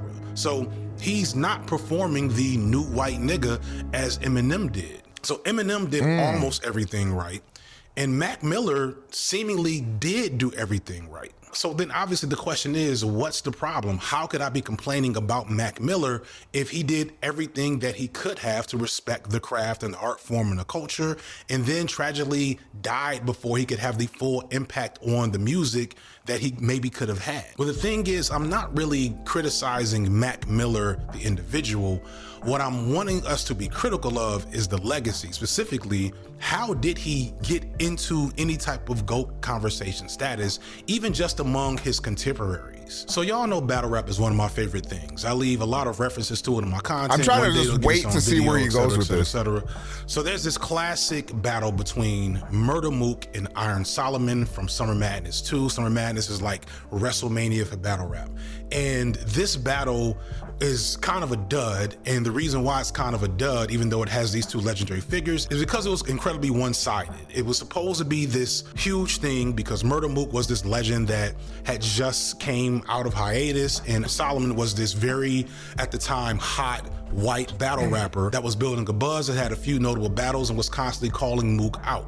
And this didn't go well for him. If you've only ever seen battle rap from like Epic Rap Battles of History or 8 Mile, then you know enough to know that battle rap is about attacking your opponent in whatever way possible, along with controlling the crowd and generally being a great showman.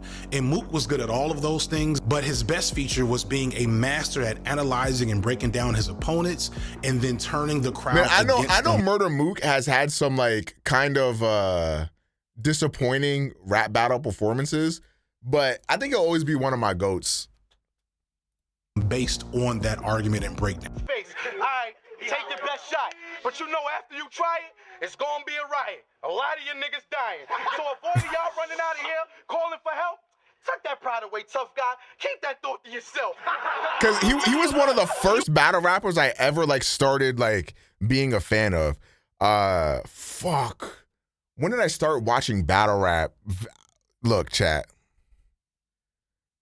Oh my God, I'm about to date myself. I think I started watching battle rap and shit like that in like 2008 to 2009, somewhere around there. And it started like, I remember I got this one video. I saw this one video on YouTube, like in my recommended or something like that. And it was like, it looked like they were like at a park or something. Just like, it was just a group of motherfuckers just battle rapping. And like, I fell in love with that shit immediately. And I started going through, and that's when I found like all this like old like rap battle footage and shit. And I just seen a bunch of footage of rap battles on YouTube. You know, I'm pretty sure there was some like smack DVDs uploaded on there, shit, mad illegal type shit. But I don't give a fuck. I was spinning that shit. And man, like battle rap became one of my favorite genres for a while. And that was why, like for the longest time, I was like such a hater on like dudes like Lil Wayne and shit like that, because I was listening to battle rap and I'm like, bro, like Lil Wayne can't rap like these battle rappers, bro. Like he can't do it like them. And it's because it's like a difference, right? Because like in battle rap, like all you have to go off is like the bars and shit like that. Like that's it, you know. And it's like, you know, you're going at somebody. And it's like it's literally a battle. Whereas like Wayne was making rap music, you know. There's a very big difference. But for the longest time, I was so big into like the battle rap scene. I fucking loved everything that had to do with battle rap. Was it the MTV rap battles? Nah, definitely not that shit. But I mean, I definitely did watch that shit though. If I can give I don't want to alarm anybody, but you can gift a sub right now to somebody in the chat. Or you can sub yourself, whatever you want to. Like, far be it from me to tell you what to do. You know what I'm saying? Opponent to murder Mook, a piece of advice is never let Mook go first. Because by the time you get the mic back, it may not be possible to get the crowd back. And that's what he did to I hope you guys burn in hell. White battle rappers are nothing new. In fact, there's probably more respected white battle rappers Gift me, than white please, for rappers your in general. sake. What but the a fuck? lot of them very much play into the fact that they're white in kind of the most cringe way possible. But not Iron Solomon. Iron Solomon had just enough charisma and gravitas that he could be taken seriously and not have to play into the LOL, I'm so white bars. And I won't be gifting, but I got to level 20. Hey, you're the GOAT for that. Side note, chat. If I don't get a gift sub right now, I'm gonna run a 5-minute ad for the non-subs. Who finna sub up? If I don't get gifted in the next 5 seconds, I'll die. Chat, please wait 5 seconds to gift. You have the opportunity to do the funniest thing of all time right now. Please wait 5 seconds to gift.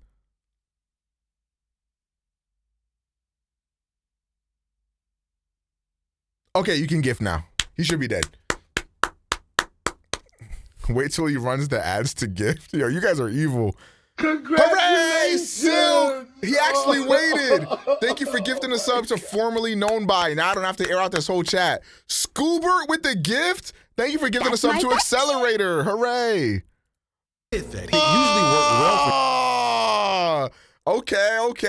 He cooked him, but not against Mook, who immediately pointed out the difference between him and Iron Solomon in his first verse. I didn't come here to talk a whole lot of popping tools and how many guns I'ma use. Solomon, I came here to strip every piece of integrity out of you and break you down to your last molecule. Mook puts on display I want to watch the rest of that.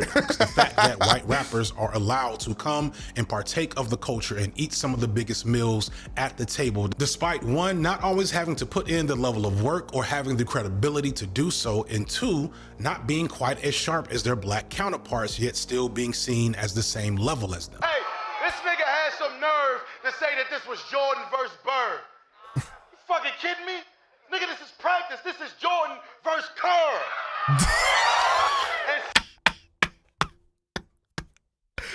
Yo, he going in, bro.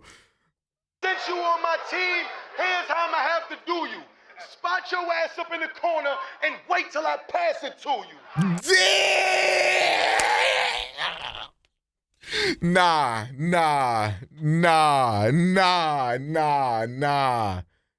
that's a goat, bruh. Mook returns to this line of argumentation multiple times throughout the battle. But in the third, he delivers a concise thesis that explains why Mac Miller never did a lot for me as an artist. See, It was his image that got him over. Because he was a corny-looking white boy. So when he rapped and he added a little black swag, we'd give him more credit, because shit, for a white guy, he wasn't half bad. Because some of the white people screaming didn't buy rap until you did it, until they saw a vanilla face on the cover of an album. That probably makes them angry because if it makes them angry, you're angry. It's not my fault. Did I have anything to do with that? So no. But it's like the white guy that just get on the court. Immediately, what you do? You write him off like, shit, damn. Fuck, ain't nobody else sitting up in them stands?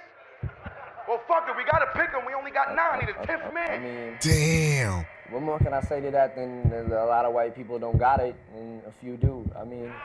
So after like, what, 40 possessions, they finally passed it to him like, let's see how he do. Niggas ain't expecting much. They like, all right, at best, he probably could shoot. What your nigga do? He start guarding him, taunting him, like, hey, white boy, show me how you hoop. He fake a show, do the give and go, catch the alley-oop. We like, ooh, white boy got game. I am white. Ooh, I'm sure. shit. I mean, yeah, it probably could have helped. But maybe it did. You know, I was just talking to somebody on Twitter today who told me that was the reason that I was here. See, it's a shame. Let me explain how this story and his story are one and the same. And how the color of his skin could dictate the amount of credit he get.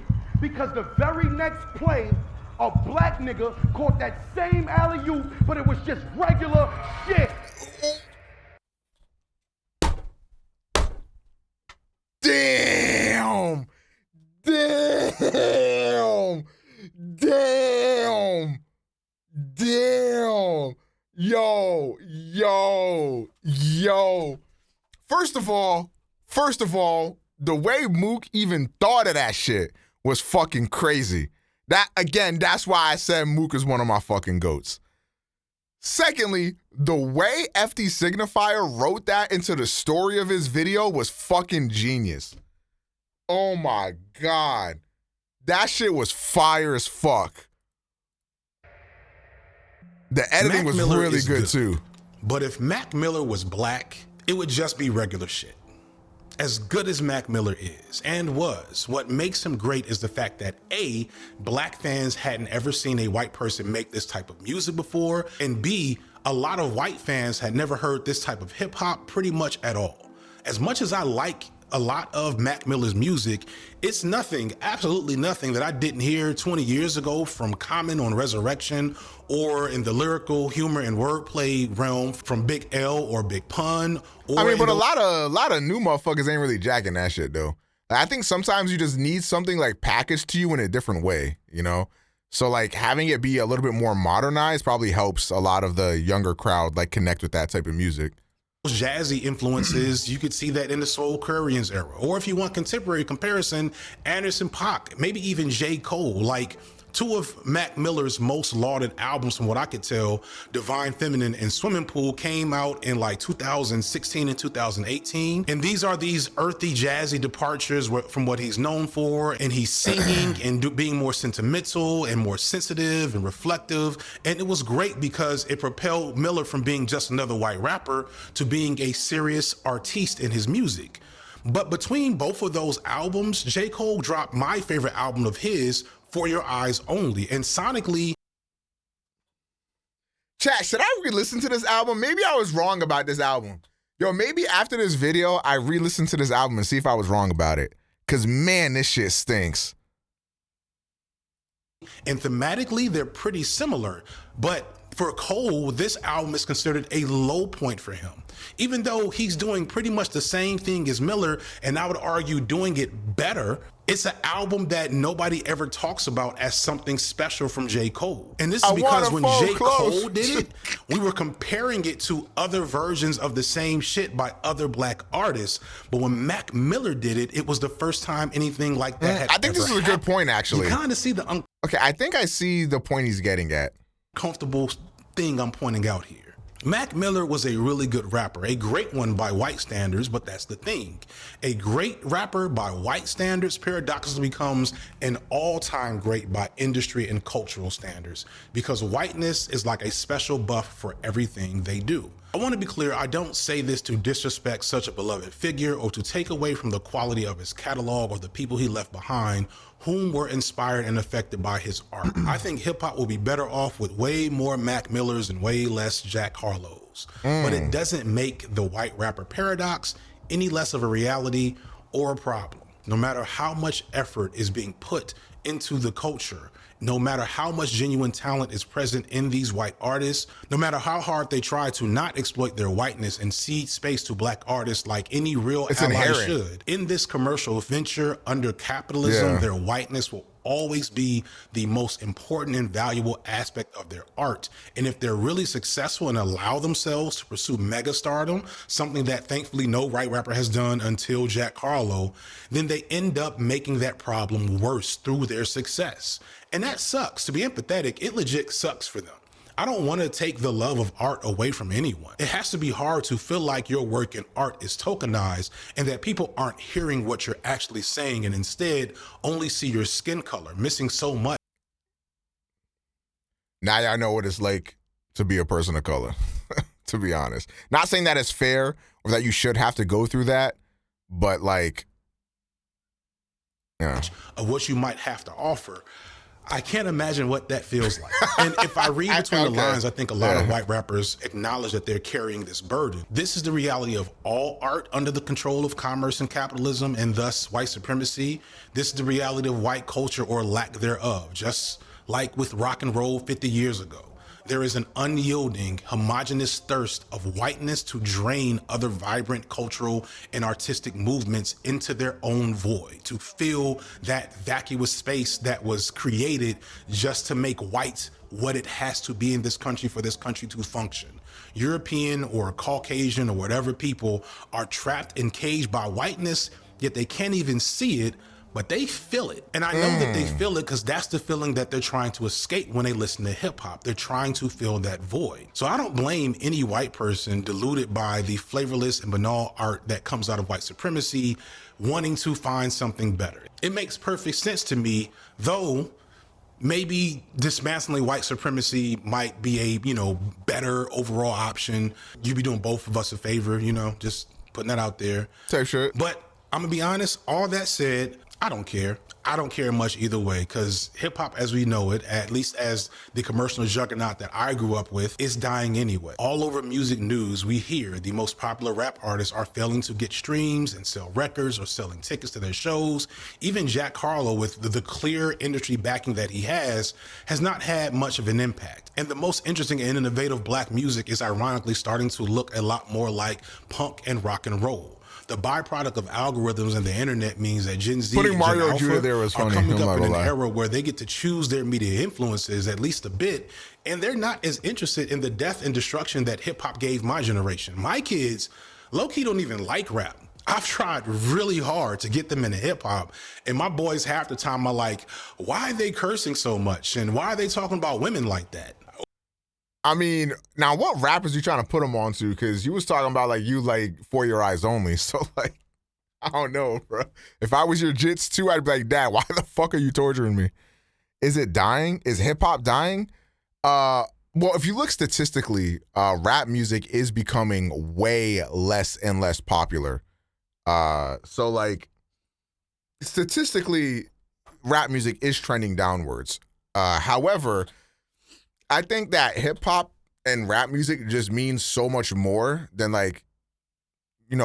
what it's sort of become now. I think the trap influence on every genre of music is waning down a little bit. So that's why we're seeing, the music trend the way it's going towards. And then also hip hop and rap music in general is being infused with so many different genres that it's almost becoming like rock and roll was, right? Because rock and roll was rap before rap was, right? And remember earlier on in this very video, we were struggling to think what even is rap music. I think we're going to have something like that as well with rap music, where the only the only like way we're gonna have like classic rap music is if you have that like fucking like 90s, early 2000s like New York boom bap rap, or like that West Coast rap or whatever, you know, type shit like that. Like that's gonna be the only way to like sort of like really know like what rap music is, because it's transformed so much. You know, like you put like Juice WRLD in the same genre as like Nas, like that's, you know what I mean? You put Uzi in the same genre as Kendrick Lamar. It's like, it's a very weird thing to like think about.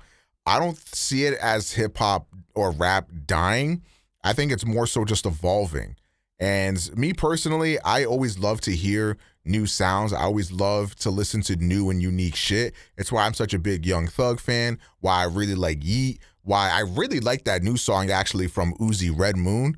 I thought that song was fucking awesome. And like, that's because like it's taking, you know, the things that I love about, you know, hip hop and rap music and fusing it with other genres. And I think that's beautiful. And I think that just goes to show you how great of a genre rap and hip hop is, because it can be fused to so many different genres, right? And I think that's why rock is so good too, because, you know, how do you quantify rock? There's J-rock, you know, fucking, there's K-rock, you know, you have like indie rock, you have pop rock, you know, alternative rock. There's so many different genres of rock music, and it's the same thing for hip hop. It's the same thing for rap. Like there's so many different ways that it can be defined. You can't really define it, you know?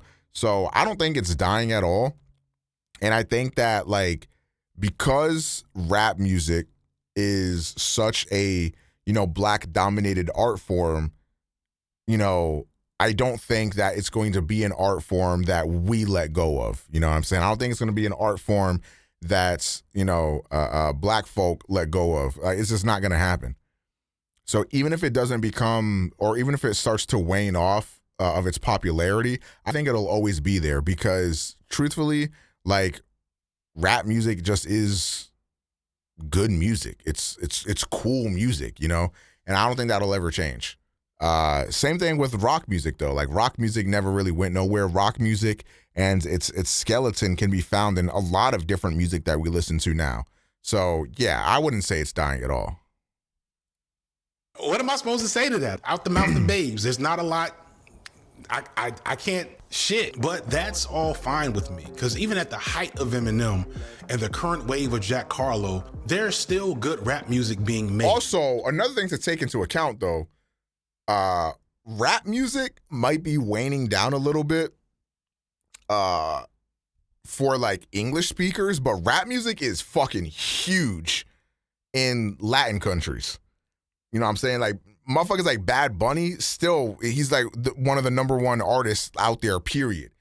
And them motherfuckers making rap music. Like, it's fucking huge in a lot of other cultures. So it might be waning down a little bit more in Western cultures, but a lot of other cultures, rap music is fucking massive.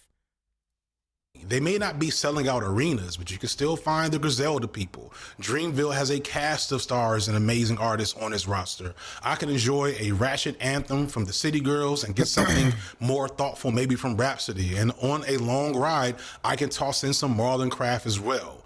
I'm not pressed about Lil Mabo making songs with Christian Rock. Who really cares about all of that? Like, for real. So you're not going to fix rap by eliminating white people from the hip hop sphere. Like, not only will that not work, it doesn't serve the art. Like, would hip hop be better today without Eminem? Maybe. I doubt it, but it's plausible. But would it be better without LP? Definitely not.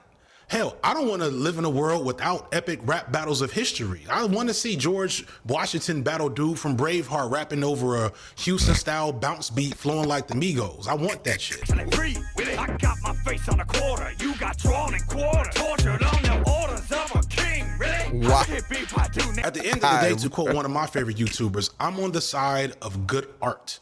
And there's countless examples of this in hip hop from white artists.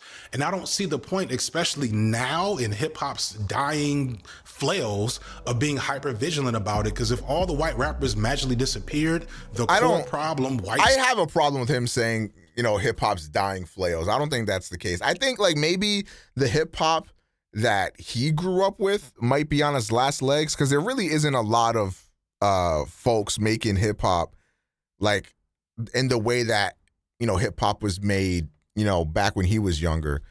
So maybe he's like holding on to that bash in a very similar way that people will like hold on to old school classic rock. Like I can see that. But I don't know. It just always feels like there'll always be people making that classic hip hop and rap because I think there's still a very big audience for it. You know, and I think because people are so glued to like the classics and stuff like that, I think that's a big reason why Eminem also still gets a lot of play is because a lot of his new shit sounds like his old shit, you know? So whereas me, like I criticize Eminem because he hasn't evolved in 20 years, other people like that about him, you know? And I think there's also going to be like rappers that come up that continue to make that type of shit. I can't see that going anywhere, especially because the barrier to entry to making rap music is lower than other forms of music, right? This is not me saying that it's easier to be a rapper, but like if you wanted to rap, I could literally look up like 90s type beat, open up BandLab right now on my web browser and record a rap song. You know, whereas if I wanted to make like a rock ballad or something like that, I'd probably have to learn how to structure a song. I'd probably have to learn how to sing, maybe play an instrument, or maybe can I look up rock and roll type beat? Maybe, I don't fucking know. But like, you know what I'm saying? Like the tools are not as readily accessible to making like a rock song as it is for a hip hop song. So I think because you're always going to have those avenues for artists to express themselves, I think, and I also think that's why hip hop and rap is the greatest genre in the world, is because it's so accessible for the most amount of people, you know? So like it's bad in a sense because a lot of people think they can do it and a lot of people think it's easy, so people come in and disrespect it, like we were talking about with a lot of these white rappers that do that stuff. But to the same token, I feel like without that ease of accessibility, we don't get artists like Yeet and shit like that, you know, can really just like upload some random shit on SoundCloud and blow up. Or even like, you can say this is a bad example, but XXXTentacion, you know, without him being able to just like record songs on his Blue Snowball microphone on his laptop and uploading it to SoundCloud, like we lose out on that whole SoundCloud era of music. You know, there's waves that always happen with rap and hip hop, and its accessibility is a very big reason as to why that happens. So I don't really subscribe to the notion that, you know, hip hop is dying or anything like that. I think if anything, it's just evolving. Supremacist capitalism would still remain. We just have less hip hop. And like, to keep it a buck, the energy some of y'all spend pouting about Jack Harlow would be better spent sharing a favorite song from an artist that you actually love. The algorithms are owned by these corporations, but they've kind of given all their power to the algorithm. Also, the reason why a lot of negative stuff is said more is because people only really care or engage with negative opinions. Like if I say, yo guys, check out this really dope song that I heard from this artist that nobody's heard of, nobody's gonna listen to that shit. But if I tweet out, yo, Eminem is fucking trash, I'm getting like 300 engagements that second.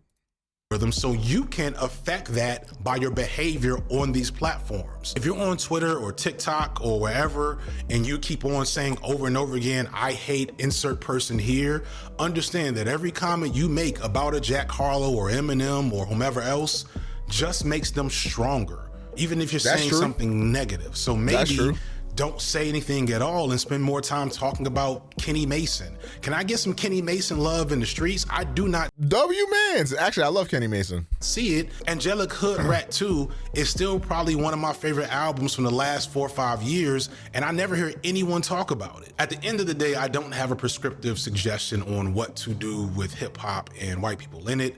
I don't have a prescriptive suggestion for how fans should respond to your Lil Mabus and your Tom McDonalds, but I suggest that if you love hip hop, you should be spending more time on the love of the art form than the parts of it that you hate. If you want the love of the art form to be the thing that's still here when the dust settles. That's pretty much all I got on this one. Please make sure to check out the Patreon and support me on Patreon. Patreon is paying for, shout out to Oscar who is editing this video. Patreon helps cover the fact that, I can make bigger and better videos with longer gaps in between so they can be a little bit better produced. Please check out the side channel, Signify B-Sides, where I do more frivolous and lighter stuff. Please support this video sponsor. That sponsorship money goes a long way. And yeah, that's all I got for today, y'all. Peace. Here comes the new challenger. I really like this video. This video is sponsored by Ground News. So the shirt I'm wearing in this video is a tribute to probably the most universally loved white rapper of all time and local Houston legend, Paul Wall. But I wanted to ask if you were aware of the fact that another Houston legend, the incomparable Bun B, formerly of the iconic Houston hip-hop duo UGK, owns a restaurant in the Houston area called Trill Burgers. And this isn't some quick venture to make money off his legacy and image. Wait, this shit looks gas. This burger spot was named the best burger in America by Good Morning America last summer. So unless you're from the Houston area, you may not have heard this, but if you are a person that constantly consumes news from right-wing or conservative sites, then you almost definitely didn't hear about this. Conversely, if you're more left-leaning, you may not have heard the story about LeBron James sitting down during the national anthem during the basketball game last week. Now, these aren't the most hard-hitting or Yo, Mickey, thank you for the 8 months, man. But there is something to the fact that we now live in a media world that is driven by algorithms, aka computer programs that decide what you see before you see it, and how not getting the full picture of what's happening in our world contributes to a lot of issues, misinformation, and the growth in biases. This is the core reason why I'm always happy to talk about today's sponsor, Ground News. If you watch me, then you know my politics. I do not hide them, but that doesn't mean I don't try to stay aware of what's going on in other political ideologies. And that's harder and harder to do because something as universal as Google is actually trained to predict what you want to see based on algorithms built from your own search history. So even if I wanted to know what news is being fed to people from a more conservative pipeline, I still wouldn't be able to get an accurate picture because it'd be filtered through my algorithm. But that isn't the case with Ground News. I'm letting him get. They provide all the news. I'm just letting him get his ad off so that way, like anybody that watches this video and watches this stream can see his ad as well. Just because I thought this video was really good, and I don't want to cut him off at his ad. So countless sites across the internet, they provide let that man pay his bills on how these sources tend to lean in their reporting, and they give you a rating on how much circulation a story has had in a given political lane. To go even further, Ground News is a feature called Blind Spot, where it purposefully finds stories that have the most polarization, stories like the ones I mentioned earlier that are almost completely being missed by one end of the political spectrum or another, and that's just the tip of the iceberg of what they do. For example, take that LeBron James story. You might think that LeBron pulled a Colin Kaepernick and is doing some type of protest for the national anthem, but no. The reality is that LeBron just happened to walk into his son's basketball game at USC while the national anthem was playing and didn't take off his hat and sat down. And the way that story is presented can greatly change the way you react to it. This is the type of thing that media bias tends to do and why Ground News is so valuable. Subscribe to Ground News using my link, ground.news/FD Signifier, to take advantage of their holiday sale. It's their best deal of the year. You'll get 40% unlimited access to their app, website, and newsletter for just $5 a month. So sign up today and help support an independent platform working to make the media landscape more transparent.